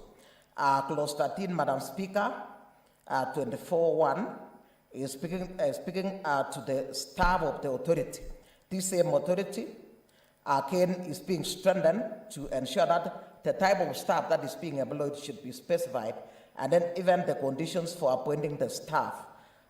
In the first bill, there was no specificity in terms of appointment, and then it was saying it may, but this one, this bill is actually specifying the staff that should go to the authority. And clause 14, Madam Speaker, also is amended 25.1 to further outline the conditions for protection of persons that are working for this particular authority. In the first bill, it was only declared that these people are protected from being taken to be liable for any time it costs during when they are rendering service for this particular authority. But then we have added a new clause, 25.2, to also become liable to any other, that is, they shall not, that is, at the cost of providing services to the authority, they shall also be liable to pay for compensation or damages to any person for any injury the person or loss caused by this particular staff in exercise of their functions. So that is a new addition to this particular case. Part 4, which is speaking to the National Investment Council, clause 15, section 26, was also amended to replace local authority with devolution. And at the same time, 26B is also amended to reduce the number of persons that are being appointed to the particular authority, National Investment Council, from 12 to 8, to pave way for 4 from the Council of Governors to also, in this case, consider interest for the county governments. So 4 persons from county governments of opposite gender. Clause 16, Madam Speaker, 26A is speaking to the type of member, the nature of the National Investment Council members to bring on board gender equity, to consider PWDs, to consider the youth, and even the marginalized, because it's going to be a very important National Investment Council. Apart from this, again, the fact that this National Investment Council, under clause 16, 26B, is stipulating the fact that this National Investment Council should be consulting with the county governments now that we are bringing on board the county governments in terms of investment.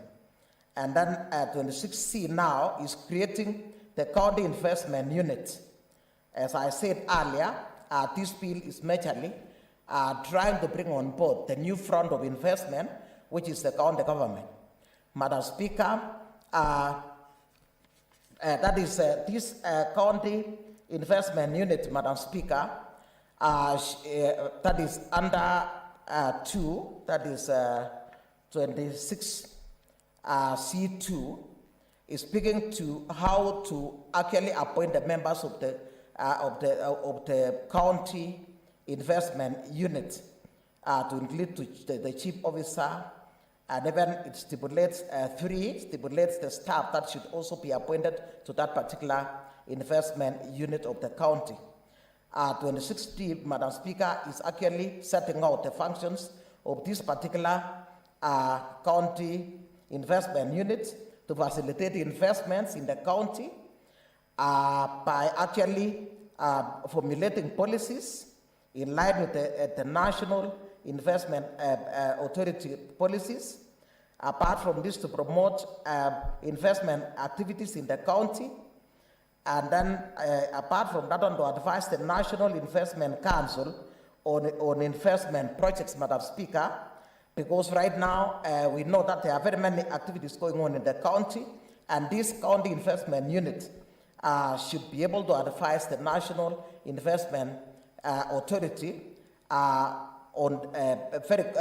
constantly, so that in this case we have,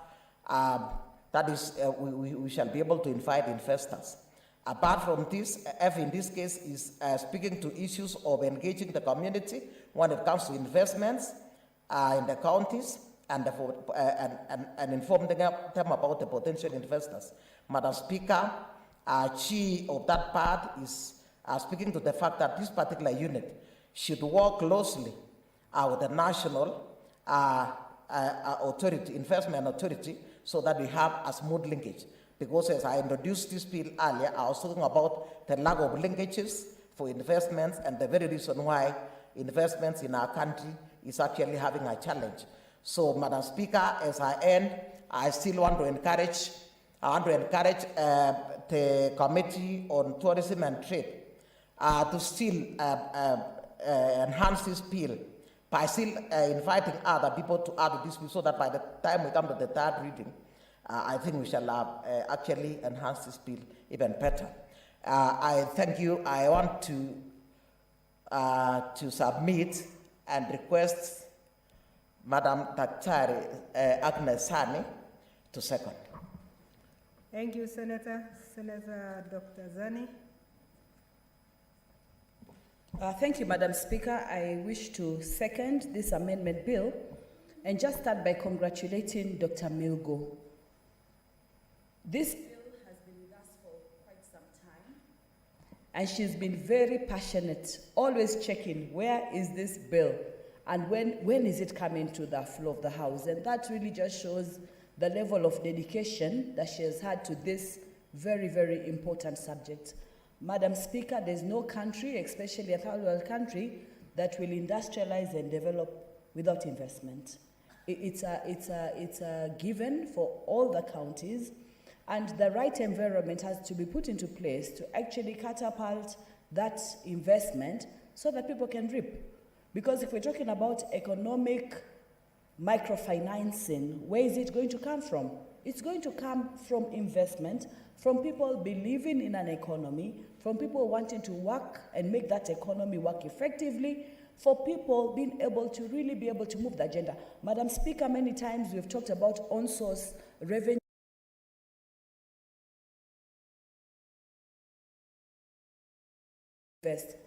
This bill, Madam Speaker, contextualizes the investment promotion bill, contextualizes the issue of devolution.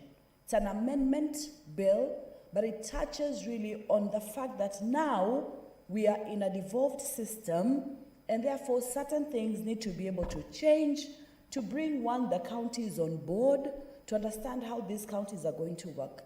So it gives a redesigning of structures which will help this to happen. And I think this is very, very key. So it introduces different players, it introduces different components, for example, a more strengthened board, a council, that is the National Investment Council, and also an authority.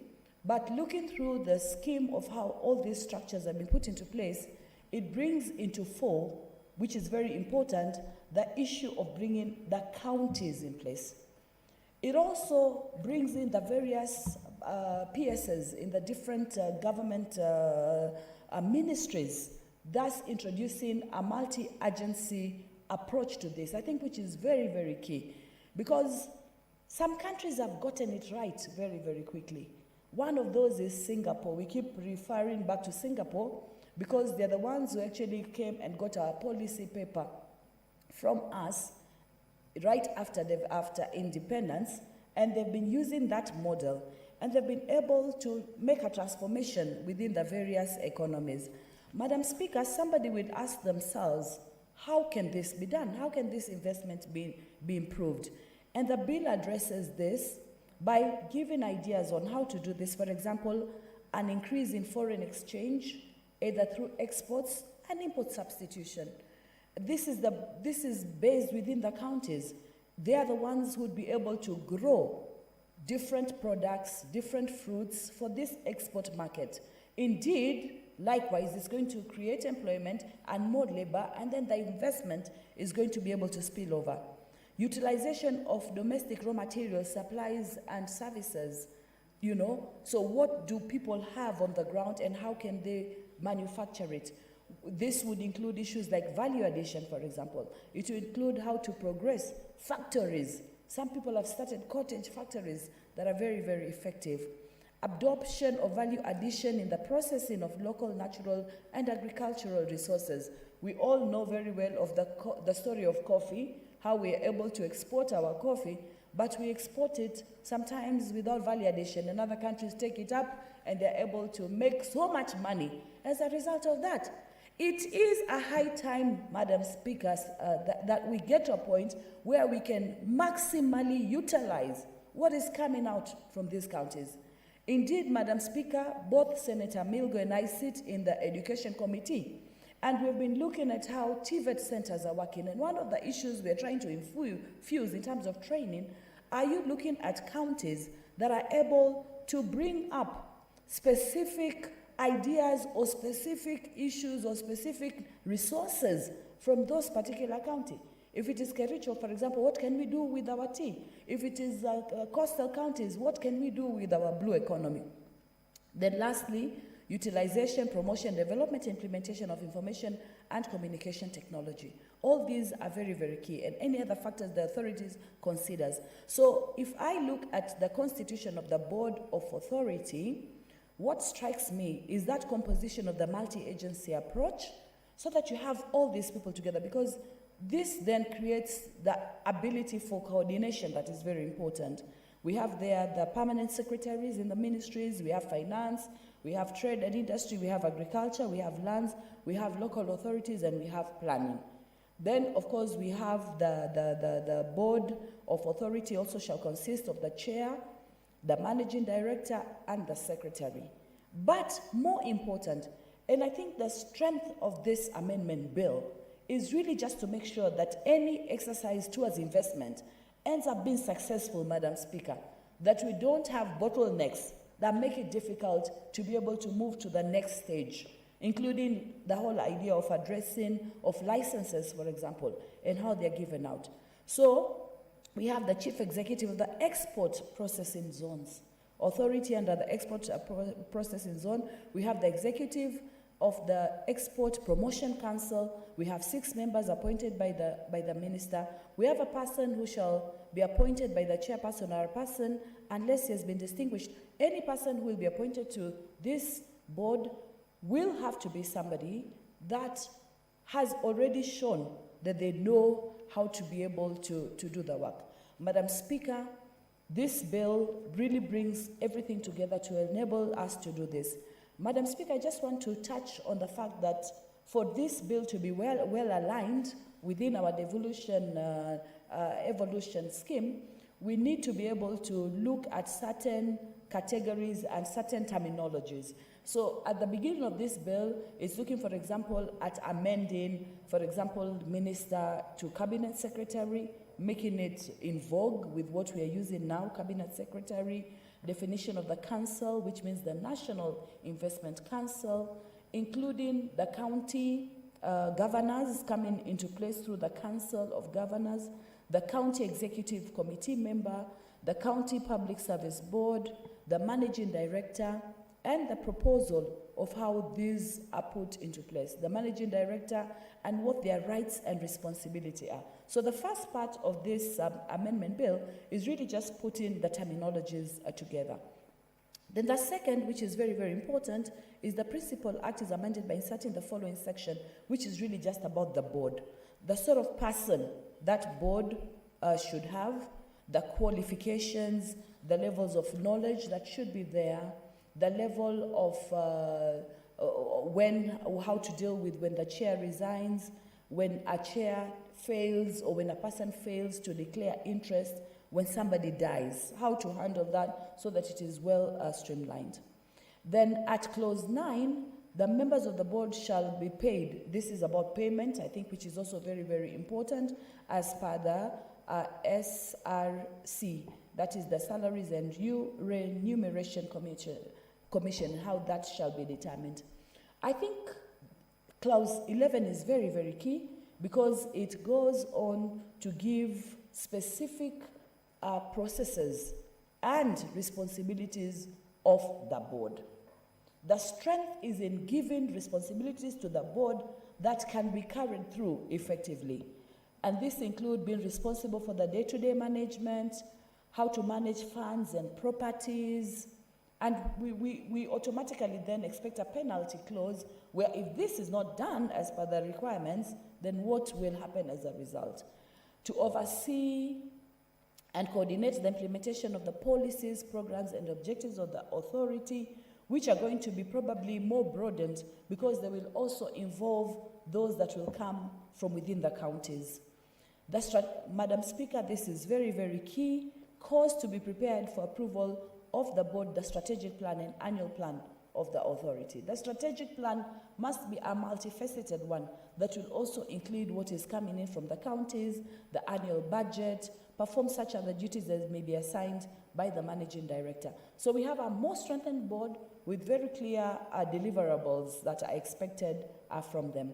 In 23C, that we have the conditions under which termination can take place. But I think more important is the introduction of devolution, because the Principal Act happened before devolution.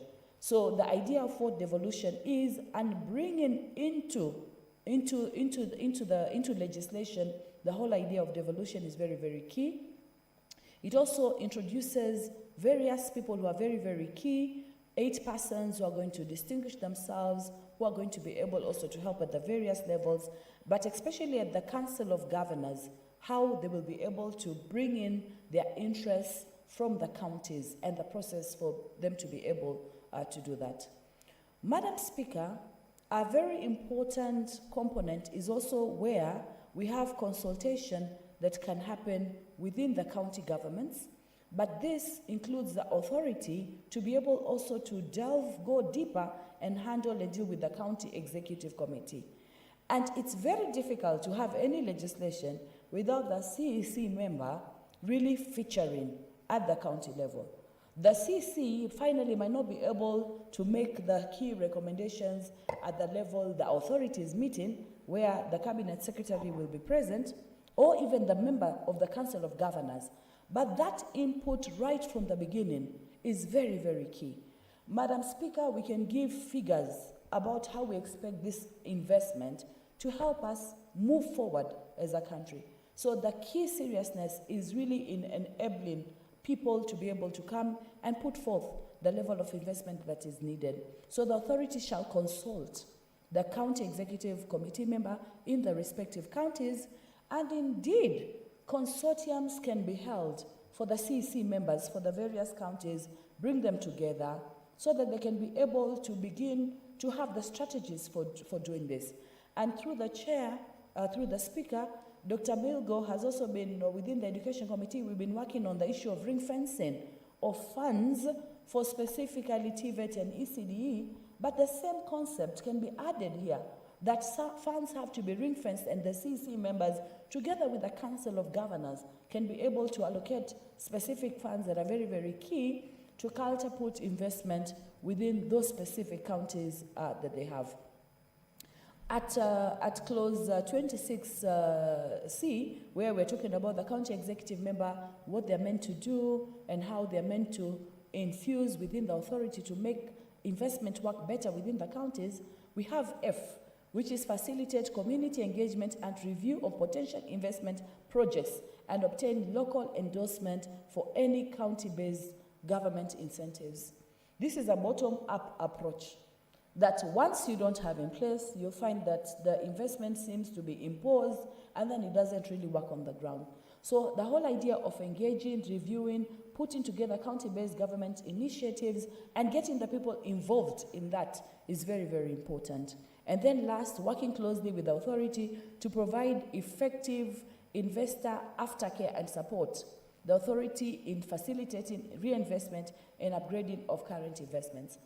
Most of the times when investors make a decision to invest in a particular project or a particular county, they always will start with a reconnaissance, and after the reconnaissance, the first thing they want to do is to figure out, is this investment viable? Am I going to be able to reap back? Am I able to really be able to get back what I have put in? So the issue of aftercare and support becomes very, very critical. So that if there's something that needs to be addressed, if there's a machine or machines that are working not very well, if the particular coordination system is not working well, they need to be able to get that support. And the authority, with the input of the CEC, will be able to do that. One of the issues also that is put in here, which is very critical, is an investment certificate that then authorizes you and gives you the mandate. You know, that you don't have, I don't use the word phonies, but you don't have a situation where somebody else is coming in and in between and they interfere. Because sometimes when people have started an idea and it's working so well, there are other people also want to come and get a deviation of that, and then everything collapses. So the authentication of a person to know that this is the person who should be there. Also encouraging local investors, and the definition is given of the local investor and how that investor can come to the fore and do what is expected to be done therein. So I think the establishment of these institutions, starting with the board, also going with the council and the authority, and how they should run, I think is the big strength of this bill, especially under devolution, so that these structures can run very, very well. And the idea of entrenching investment within the counties and under devolution will counterpart investment in this country and better development for the future. Congratulations, Dr. Milgo. I'm sure the Committee of Tourism and Trade will fast track, will also be able to get public participation. We'll be happy to hear what people are saying, how can we infuse into this bill so that we really address one of the things that many developing countries have a problem with. We know already we have a problem of borrowing. Sometimes we are borrowing, whereas we could actually invest a little bit more. We have big force of young people who are looking for these opportunities. This will unleash for employment and be able to give people a chance to give the services that they so desire. Madam Speaker, I beg to second, and congratulations, Dr. Milgo. We're looking forward to when this bill becomes an act. Thank you, Madam Speaker. Thank you, Senator. Honorable Senators, I now propose the question that the Investment Promotion Amendment Bill, Senate Bills number 2 of 2021, be now read a second time. Honorable Senators, I see an intervention from Senator Milgo. Okay, thank you, Madam Speaker. I beg to move that pursuant to Standing Order number 1051, that the debate be now adjourned.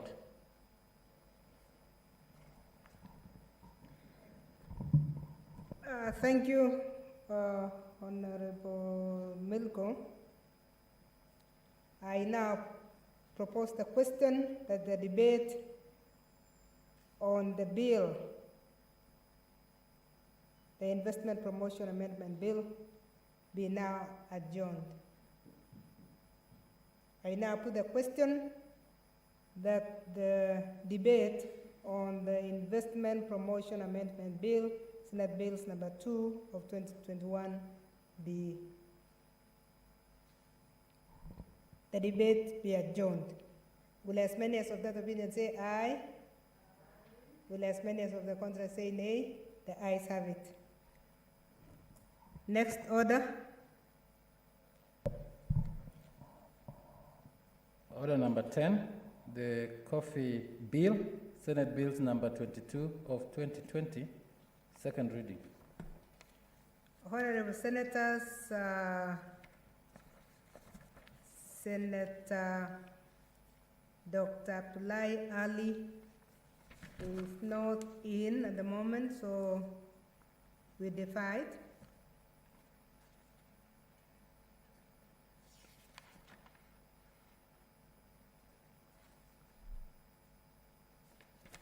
Sorry. Order number 10. The chair of the committee, the chairperson, Standing Committee on Agriculture, Livestock and Fisheries.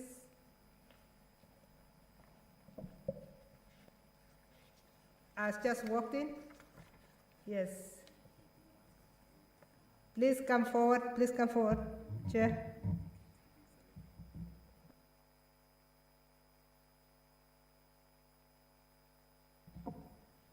That's order number 10 on the coffee bill, Senate Bills number 22 of 2020.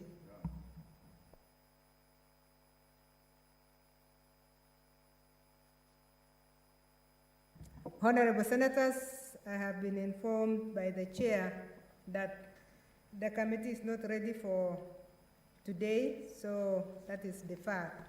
Next order. Order number 11, the Health Amendment Bill, Senate Bills number 26 of 2020, second reading. Honorable Senators, this is the one I referred to earlier. The bill the sponsor of the bill is Senator Dr. Abdullahi Ali. He's not in the House at the moment, so we defer. Next order. Order number 12, the Basic Education Amendment Bill, Senate Bill number 4 of 2021, second reading.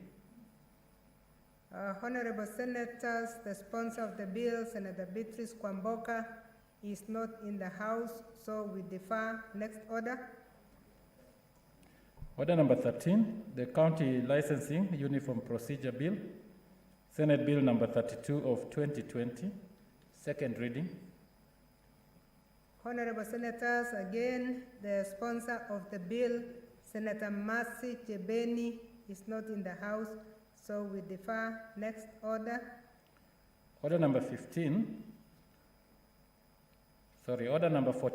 the Salaries and Remuneration Commission Amendment Bill, Senate Bills number 31 of 2020, second reading. Honorable Senators, the chairperson, Standing Committee on Finance and Budget, is not in the House, so we defer. Next order. Order number 15, Committee of the Whole, the Mental Health Amendment Bill, Senate Bills number 28 of 2020. Honorable members, I would like to defer orders number 15, 16, and 17 that are supposed to proceed to the Committee of the Whole for the convenience of the House. So next order. Order number 18, the Parliamentary Powers and Privileges Amendment Bill, Senate Bills number 33 of 2020, second reading. Thank you, Honorable Senators. The mover of the amendment is Senator Dr. Agnes Zani. Thank you, Madam Speaker. I beg to move that the Parliamentary Powers and Privileges Amendment Bill 2020 be read a second time. Madam Speaker, this afternoon, the House has been roused with a topic about what happens with our motions, with our statements, with our committee reports when we have projected them and we have worked on them at both the plenary level at the committee level, even motions that have been brought by individual people where we make very strong resolutions. And this afternoon, some of the members, for example, were saying that when it comes to these issues, maybe we need to reactivate the implementation committee, for example. Or how do we move forward? How do we ensure? Because we have the executive, we have the legislation, we have the judiciary. And we know that one of the most of the important responsibility that we have as parliamentarians is the issue of oversight. You actually come forward and check whether what is meant to be done has actually been done. Now, most of the times when these motions and statements and various outputs that come from us, when we have removed them out as legislators, we expect certain changes. When we have done legislative amendments like we have done this afternoon, it is different because when an act now comes into being, then certain actions and certain reactions and certain outputs automatically will come in the context of legislative agenda and work. It is a law and therefore it will be followed. But apart from laws, we have motions, we have statements, we have statements, we have motions, we have committee proceedings. And every other day, Madam Speaker, you'll find members coming on the floor of this House and giving this. This afternoon, we had Senator Malala speak to it. We also had Senator Olekina speak to it, and we had several members speaking. So what happens after the motions go out? Maybe they go to the relevant ministries, and then they land on an officer's desk. And therein lies the disconnect. We don't know which officer is handling the matter. We don't know how far the implementation process has gone. We don't know whether that implementation process has started. We don't know whether it has started and stopped. We don't know whether it is about to start. We don't know whether it has started and ceased and therefore will be reactivated after some time. And therein lies the lacuna. So this amendment bill really, as much as possible, tries to impose a statutory obligation on public officers to provide feedback to Parliament on its resolutions and recommendations that have been given through the various committees, through the various other processes that they have engaged. Not only does that feedback need to be given, but it needs to be given in a timely way and in a more organized fashion, and according to this amendment bill, also with the level of penalties expected in case that does not happen. So this bill proposes a penalty clause of not more than 500,000 or a jail term of not more than 6 months or both. That Parliament is able to follow through, that this specific obligation or this specific action is required from this particular ministry.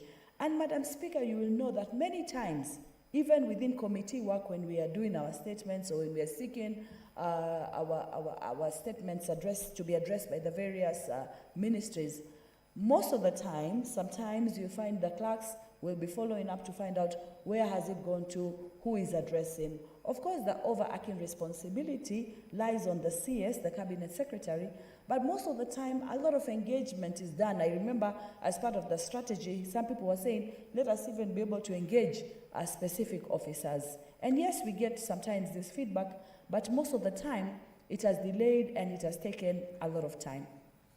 So for us to be able to engage and ensure that this sort of situation is addressed, to ensure that the oversight mechanisms that Parliament employs are able to monitor the actions of the executive and other independent officers. Madam Speaker, this will, one, give us a sense of progress. It will also help for accountability. And I know for many people, when they finish their term, there's a feeling of, so what have I achieved? I brought this motion, I brought this statement. What happened? What was the follow-up? How did it really work? So it gives a sense of accountability, it gives a sense of transparency and responsibility for the members of Parliament, and at the same time also for the members in the other arms of government.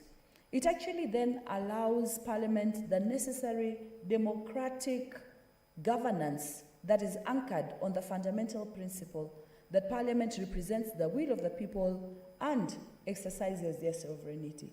And therefore, by looking at it that way, we're looking at this as a responsibility, almost a right, wrought on the governors, on the senators, on agencies to ensure that this happens and it happens as is expected. We also have the issue of very important aspects, like, for example, policy, the use of time and the use of resources. In many of these reports that we give, parliamentary committee reports contain important policy recommendations, a very important perspective, and these need to be enhanced. Not only just within government offices, but also in the independent office, if it's constitutional commissions, the executive, all this feedback mechanism is very, very important. It will take some time initially, but I'm sure when a line of engagement is developed, that we know that there's a particular officer dealing with specific issue, then we know that they can give this feedback at the right time. Most of the time, Madam Speaker, we tend to rely on our standing orders, even when we are interacting with other organs external to the Parliament. So we have our standing orders that tell us exactly what to do within our legislative framework, but these don't apply to the other institutions. And that is the lacuna that this particular amendment bill is trying to cover or fill, so that at least that lacuna is not there. And we're not just, we can rely on our standing orders here, but externally we can have another mechanism. So this structured mechanism will help to give greater consideration to the issues that are being raised. And I think that is very, very key. So on a clause by clause, very briefly, Madam Speaker, we have various clauses that are added. But the main addition comes just at immediately after Part 6, and this introduces a Part 6A, which specifically says how reports should be handled. Reports on action taken on parliamentary resolutions. We have the idea at 23A of the responsible officer, meaning the relevant officer who has that responsibility to enact and making sure that the resolution is tabled and finally a report is given. Then at 23B, we give the clerk of the relevant house a time frame for action. So within 7 days of a resolution of the house or the tabling of the report of the committee, convey the resolution or a copy of the report to the responsible officer. So within 7 days, that should have happened. And also, once that has happened, the resolution or recommendation that that committee has given should also be able to come back. The responsible officer should submit a status report. This is very, very key, very, very mandatory. So the report can give 3 specific conditions: the action that has been taken, and where there has not been any action, resolution or recommendation of the report, the reason for such inaction. I think the report containing these sort of specific formulations will be very, very important. For example, if it has not been implemented, why and when will that be implemented? So that report coming in through a formal process gives us, I think, the meat to bite to ensure that this information comes on board. The committee can increase the days. For example, the relevant committee can say, after they've gotten the report, they can say, we are giving you such and such time and such specifications that need to be done, and this will be communicated to the legislators. Clause 23C gives the penalty clause, and I'd already alluded to that. I think this will be very, very key in ensuring that this provision is put into place. Then also, you can have, it's possible, this bill also allows for a consolidated report. So for example, if there are very many issues that have gone to a specific public officer, then that particular officer who is responsible can actually have a consolidated report for all these issues and present that particular consolidated report. So the whole idea is really just to create a structure for feedback, Madam Speaker, so that at the end of the day, we have where to follow up from, you know. We are at least, even if we are touching an elephant, we are like, now maybe we are touching the ivory, or now we are touching the legs or something like that. We know at least where to follow up on.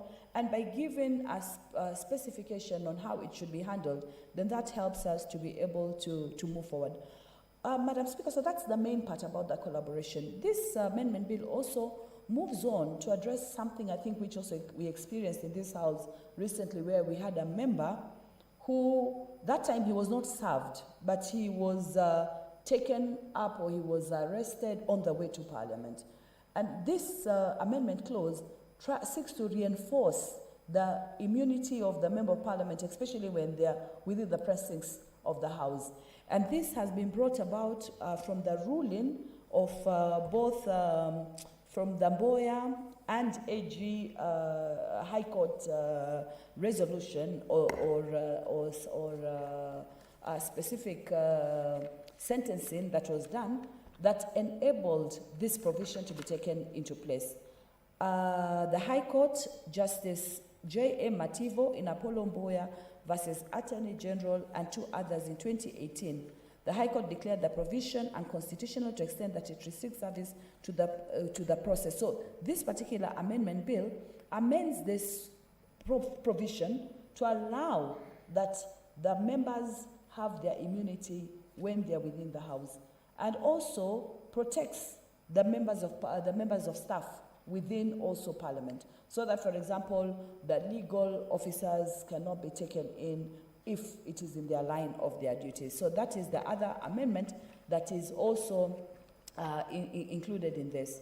So that, for example, within the precincts of Parliament while in the House is sitting, the jurisdiction shall be served or executed, I will take that, no process issued by any court in the exercise of its civil jurisdiction shall be served or executed within the precincts of the Parliament while a House is sitting, or through the Speaker or any member of staff, unless it relates to the attachment of the member's salary, or if the subject matter relates to the member exercising their personal duty within that specific scope that is allowed. But civil court processes not to be done in the precincts of Parliament, to allow parliamentarians to do the work that they expected to do. And I think when this played out, this was already a provision that had already been taken into consideration within this particular bill.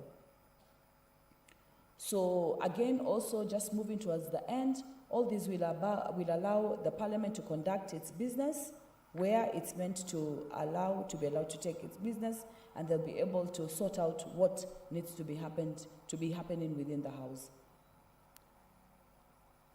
The Parliament is authorized to receive service on behalf of either the House of Parliament or Parliamentary Service Commission, but they will not be culpable as a result of that reception because they have specific responsibilities within the House. Madam Speaker, this is the second time we're going through this bill. This bill had actually gone up to National Assembly, and it's one of the laws that is coming up because of the concurrence after our court ruling.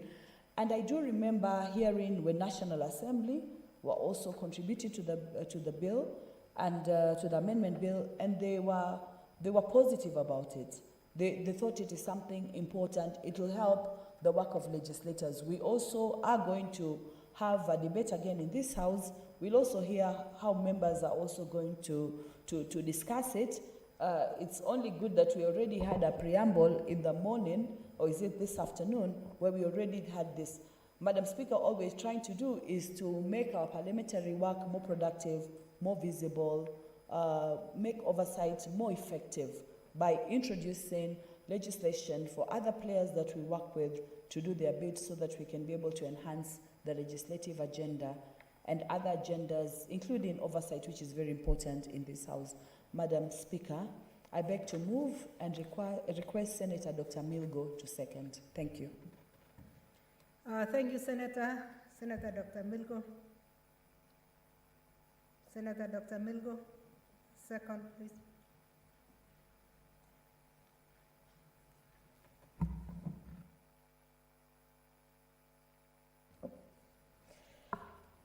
Madam Speaker, I wish to second this bill brought by Senator Dr. Sani. And first of all, let me thank her for bringing such a great bill. Indeed, I think very many of us have been complaining and actually requesting for implementation committee because there is so much work that has been done by this particular house since we started way back in 2017. And many of them, in this case, some of them have been collecting tasks.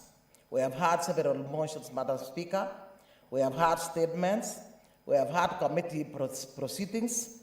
In fact, very many, on a quarterly basis, we have committees actually presenting the work that has gone on in those particular committees. And it is so much work. Today and yesterday, we listened to the Committee on Lands chair, and they brought out several issues on land that are very pertinent. And in this case, it helps to speak to land injustices. We were also able to listen to Health Committee report that has also gone in even in terms of COVID funds, what is going on in the counties. We have been able to listen to Labor Committee. That is my own committee that has been doing a lot of work when it comes to labor. My own Education Committee also has done so much work that actually our major challenge is implementation. Madam Speaker, this has been so much of a challenge, and that is why every now and then we are bringing to the fore the fact that we actually require an implementation committee, maybe in case we would have that is an avenue to be able to ask.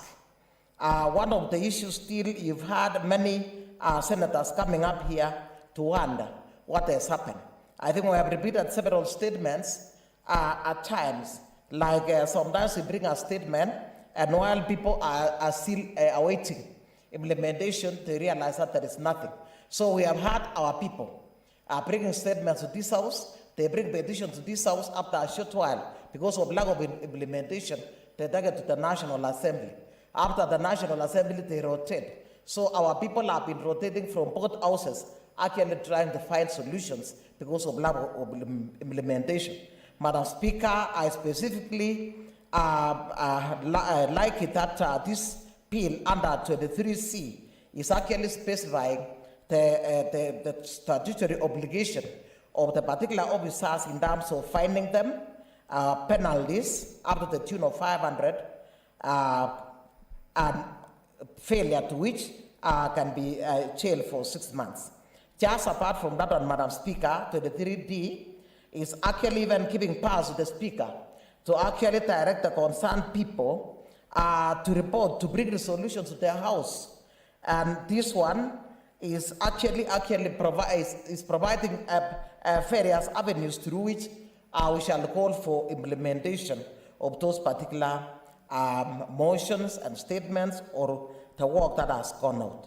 23E, Madam Speaker, is speaking to actually this party to how Parliament, in this case, can require, the avenues through which Parliament can get information from the particular public officer. And I specifically love 7, which is actually specifying the fact that parliamentarians are actually speaking, or rather they represent the will of the people. And the very reason why I was saying our people have actually suffered because of lack of implementation of officers that are actually being paid using taxpayers' money, but then they fail to actually follow up. I think you have had many of our senators complaining here. Sometimes we call on board CSS, sometimes we call on board very many, other officers to come to our committees, and then in this case they fail to appear, or sometimes they appear, but then what it is that they just listen to what we are presenting, they take up what we have presented, and then that is the end of the story. It ends with actually listening, and that is all. And I think it is high time that actually such a bill should have come up. It should not have come at such a period of time. I thank Senator Dr. Sani, this great senator, for actually bringing this to the fore. I think this one here will not be business as usual. Madam Speaker, this goes all the way to actually, despite the fact that, Madam Speaker, we have been having in our standing orders what should happen to the work that committees have done. Nobody has even, maybe if some would try, they have not done it in a timely manner. But this bill is speaking to the issues of doing that being accountable and sharing implementation, and more specifically in a timely manner, so that we do not wait. As I'm standing here, I'm remembering when I first took over as I chair education committee, we had a school that had suffered a lack of registration. I immediately took up that one because I was still new in town. I was imagining that one will be done as a matter of urgency. And to date, nobody has ever actually acted on that particular school. It has got very nice structures. The school was only awaiting registration or maybe any further advice, so that we do not waste public funds by putting up very fine structures, and then in this case, nobody will actually make good use of that. Madam Speaker, I think this bill has gone further to actually speak to issues of impunity to members of parliament, as well as the staff of parliament. It's not long ago when we had, although we were not able to prove whether Senator Linduri was actually captured after having ended the presence of parliament. And I think that one also was causing a commotion in this house. And actually we were challenged. Some of us who are still new members of parliament, were asking, what is where does impunity actually end and where does it start? And I think this bill will go a long way to actually maybe even remind members. I think earlier on we have been having such immunity, but it is also going to serve as a reminder that actually they are, in this case, members of parliament and staff should actually enjoy that is immunity. Madam Speaker, I think such appeal can never be overemphasized, more specifically because it is actually going to enhance the work that we are doing as parliament. I think we have been standing here as senators and saying that people actually have a lot of faith in us.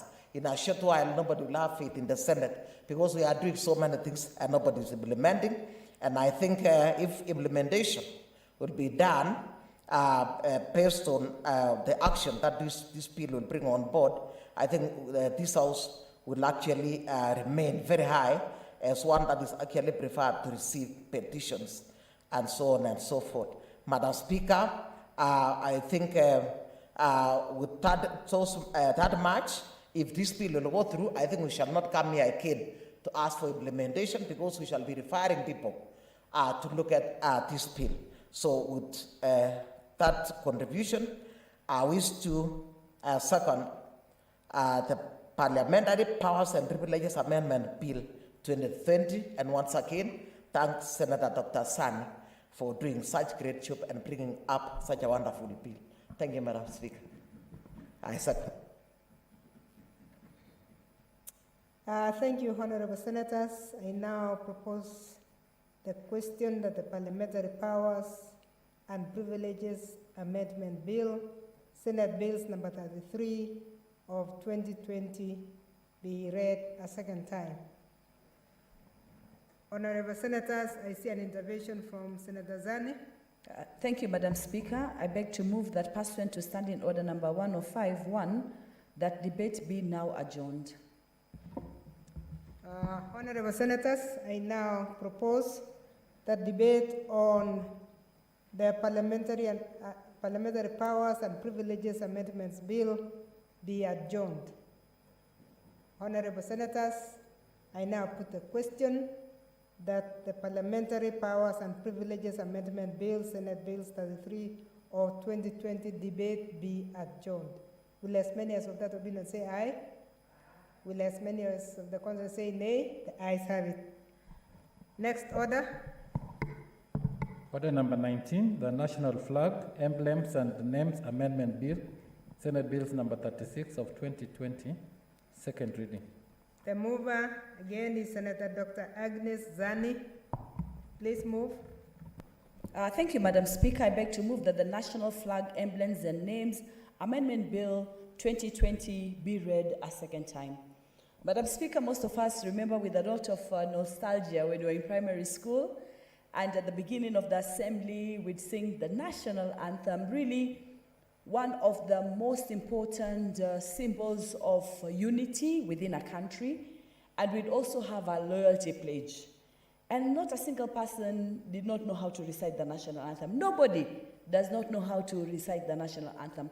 Some time back when we had a program for scholarship, we went for a function and everybody was identified by your national anthem. So when everybody was sitting, suddenly your national anthem would go up on screen and this particular fellow would be introduced, and there was a lot of emotion. In fact, I think 1 or 2 countries were left out and those particular fellows were not happy at all. So we all value our national anthem. We are all very close. We take it close to heart. We embrace what it says and how it helps us to build our nation. So it's very, very important. The need for this particular amendment occurred when it was brought to our attention some time back that one of the countries, I will not mention the name, there was a song that had been introduced and the enchantment was like this one of the national anthem. And immediately it becomes very, very important to be able to make sure that the copyright beyond the 50 years is still protected, Madam Speaker. Because the period for copyright up to 50 years is coming to an end, and that is already well established in law. But before that, anybody can be able to come up and, come to something very close and change, or come up with something very close and be able to take it and actually be able to copyright it. Madam Speaker, among the Giriama community, we have the Vigango, which are like statues, which are very, very important.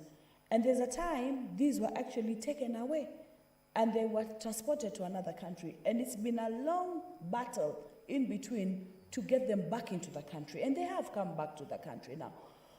Cultures are cultures. Cultures are diverse. Some cultures, people look at other person's cultures, they enjoy some of the things. We've had so many things taken over and copyrighted, Madam Speaker. If we think about our Maasai Shuka, have we protected that? If we look at the Kiondo, have we protected that? If we look at some of the cultures and languages, have we been able to protect that? For example, in Dubai, they have an Arabian night where people eat at night and they feast. This is something very specific to that culture. But it's possible for other people to also take it and make it their own. So this is a very short amendment, Madam Speaker, that just wants to make sure that we protect what is Kenyan, and especially where copyrights might hinge on some sort of exclusivity or might hinge to the level that it might not be very clear to say that this is protected for prosperity. This is protected in an open-ended way. Because sometimes when this copyright time for deadlines come, sometimes people are not really aware. If you have a copyright in place for 50 years, and then the 50 years comes and elapses, we don't know, Madam Speaker. It is the same issue we have for land. We've seen issues of land where you have a title that is being held, community land, for 99 years. Then after 99 years, because when these laws are put into place, it seems like such a long time, but when the time comes, you find that after 99 years, what is meant to happen? Public participation. Somebody can go and pick some people in the community, they come and do public participation and extend the lease for another 99 years, whereas maybe this was time to give back, for example, the land to the community.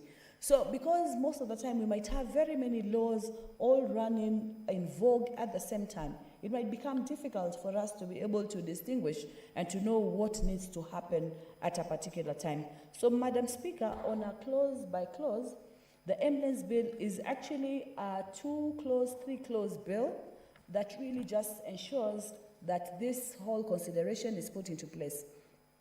So it aims to amend the National Flag, Emblems and Names Act, Cap 99, Laws of Kenya, to ensure the national anthem is safeguarded. And the National Flag, Emblems, Names Act, Cap 99, Laws of Kenya, was enacted in 1963, among other laws. It prevents the improper use of the national flag and of certain emblems, names, words, and likeness for professional and commercial purposes, and to prohibit the display of certain flags. But on the other hand, we have the Copyright Act number 12 of 2001 that makes provision for copyright in literacy, musical, artistic works, audiovisual, sound recording, and other broadcasting. Now, in Section 25 of the Copyright Act 2001, it provides copyright in works of government and international bodies. But upon the bill therefore seeks to amend National Flag, Emblems and Names Act and Copyright Act so as to safeguard the national anthem from abuse. Upon the expiry of 50 years, the bill seeks to ensure that the national anthem copyright is vested within the government. And I think this becomes very, very critical because the Copyright Act provides copyright in works of government, musical and everything, but there can be a contradiction, especially where the Copyright Act only gives a specific time frame for this to happen. We want this to be opened up so that it is in entirety. And therefore, going on a clause to clause, we have clause 1, which just gives what the amendment bill is all about. But at 3A, copyright in the national anthem, other national symbols and any works or music relating to the National Assembly or national symbols that are eligible for copyright shall vest within the government and for a long time period. And notwithstanding the provision of this act, copyright in the national anthem and other national symbols shall be subject to the National Flags, Emblems and Names Acts. Madam Speaker, this bill, this very short amendment bill, just hopes to strengthen, to contextualize the issue of copyright and to make sure, especially with the national anthem and especially at instances where we've seen attempts at coming close to the national anthem in terms of them copying the music, that this is stopped in its entirety and that the two laws enable this to happen effectively. Madam Speaker, I beg to move and request Senator Milgo to second. Thank you, Madam Speaker. Thank you, Senator Milgo.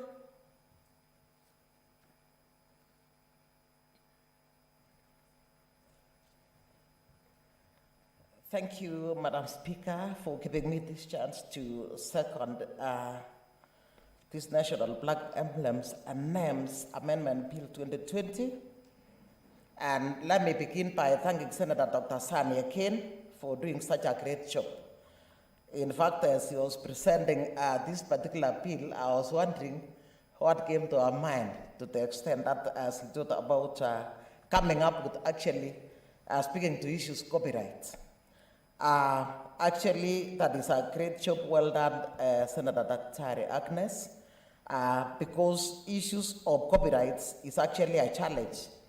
And I think as you were speaking to issues copyright, I was thinking about some of the emblems that were taken away from our country by those colonialists. In fact, recently in Nandi County, somewhere emblems that were taken away were brought back, and there was great celebration in Nandi County because of that. And there's another celebration that took place in my county because of some emblems that were used by a person called Mugenik in my place. That was a referred person in my county. And in this case, when we look at issues of copyright, of late, we have seen flags coming up that are almost close to ours. And when Sani was talking about actually trying to copy our national anthem, I was saying this is going to be a challenge. Recently, when we had the amendment bill, the Constitution Amendment Bill 2020 in court, I heard Senator Orengo, when they were speaking to issues basic structure, I heard them saying that everywhere else in the bill can be amended, but then we are not going to touch the name of Kenya, and we are not even going to touch our national anthem, which is like a prayer. Part of it more specifically is saying, justice to your shield and defender. And of course saying, all God of all creation. And when you were speaking to that one, I got excited and actually looked at our national anthem and said, the person who came up with this national anthem actually did well. And therefore, there is need to ensure that there is a copyright to ensure nobody is going to meddle around with it or even steal it from us. I'm sure this will remain, and even it remain because it does not change. Even the fact that it doesn't change, we still feel it is fresh. Even the next generation that shall come, even in 100 years, will still feel it is fresh because it is coined based on, on a quarterly basis. Madam Speaker, when it comes to copyrights, I think we have been speaking to issues, talents. Our artists have been complaining so much. Somebody spends a lot of energy and then comes up with a wonderful music, comes up with wonderful work, art, and after a short while, Senator San was speaking to the Kiondos, even the Maasai Shuka. I was with her in Dubai, and we got a surprise that actually somebody is trying to imitate, and eventually the Maasai will lose. I think we have been gaining a lot through tourism, because when people, when tourists come to Kenya, they want to go and visit Maasai, where Maasais are, and we are very grateful to the Maasais, because even those who have gone to school, we have seen Senator Olekina actually is dressing in Maasai Rikale, and it is actually something that has been maintained for a long time, very attractive. We, even other communities, are actually embracing that. Nara County is near my county, Bomet. We normally come and borrow, and even fit attires for special ceremonies to show that our cultural attires are very important, and every reason why we need to copyright some of these particular items. So actually, that is clause 3A, which is speaking to copyright of a national anthem, other materials such as symbols, that is music, and other the national anthem and other national symbols should actually be copyrighted, so that we ensure that they are safe and nobody will take it away from us. Also, further section 25 of that clause 3 is still speaking to copyright. That is amended now to ensure that we have a provision that protects these particular items, so that come the future, we are not worried, because anything can happen.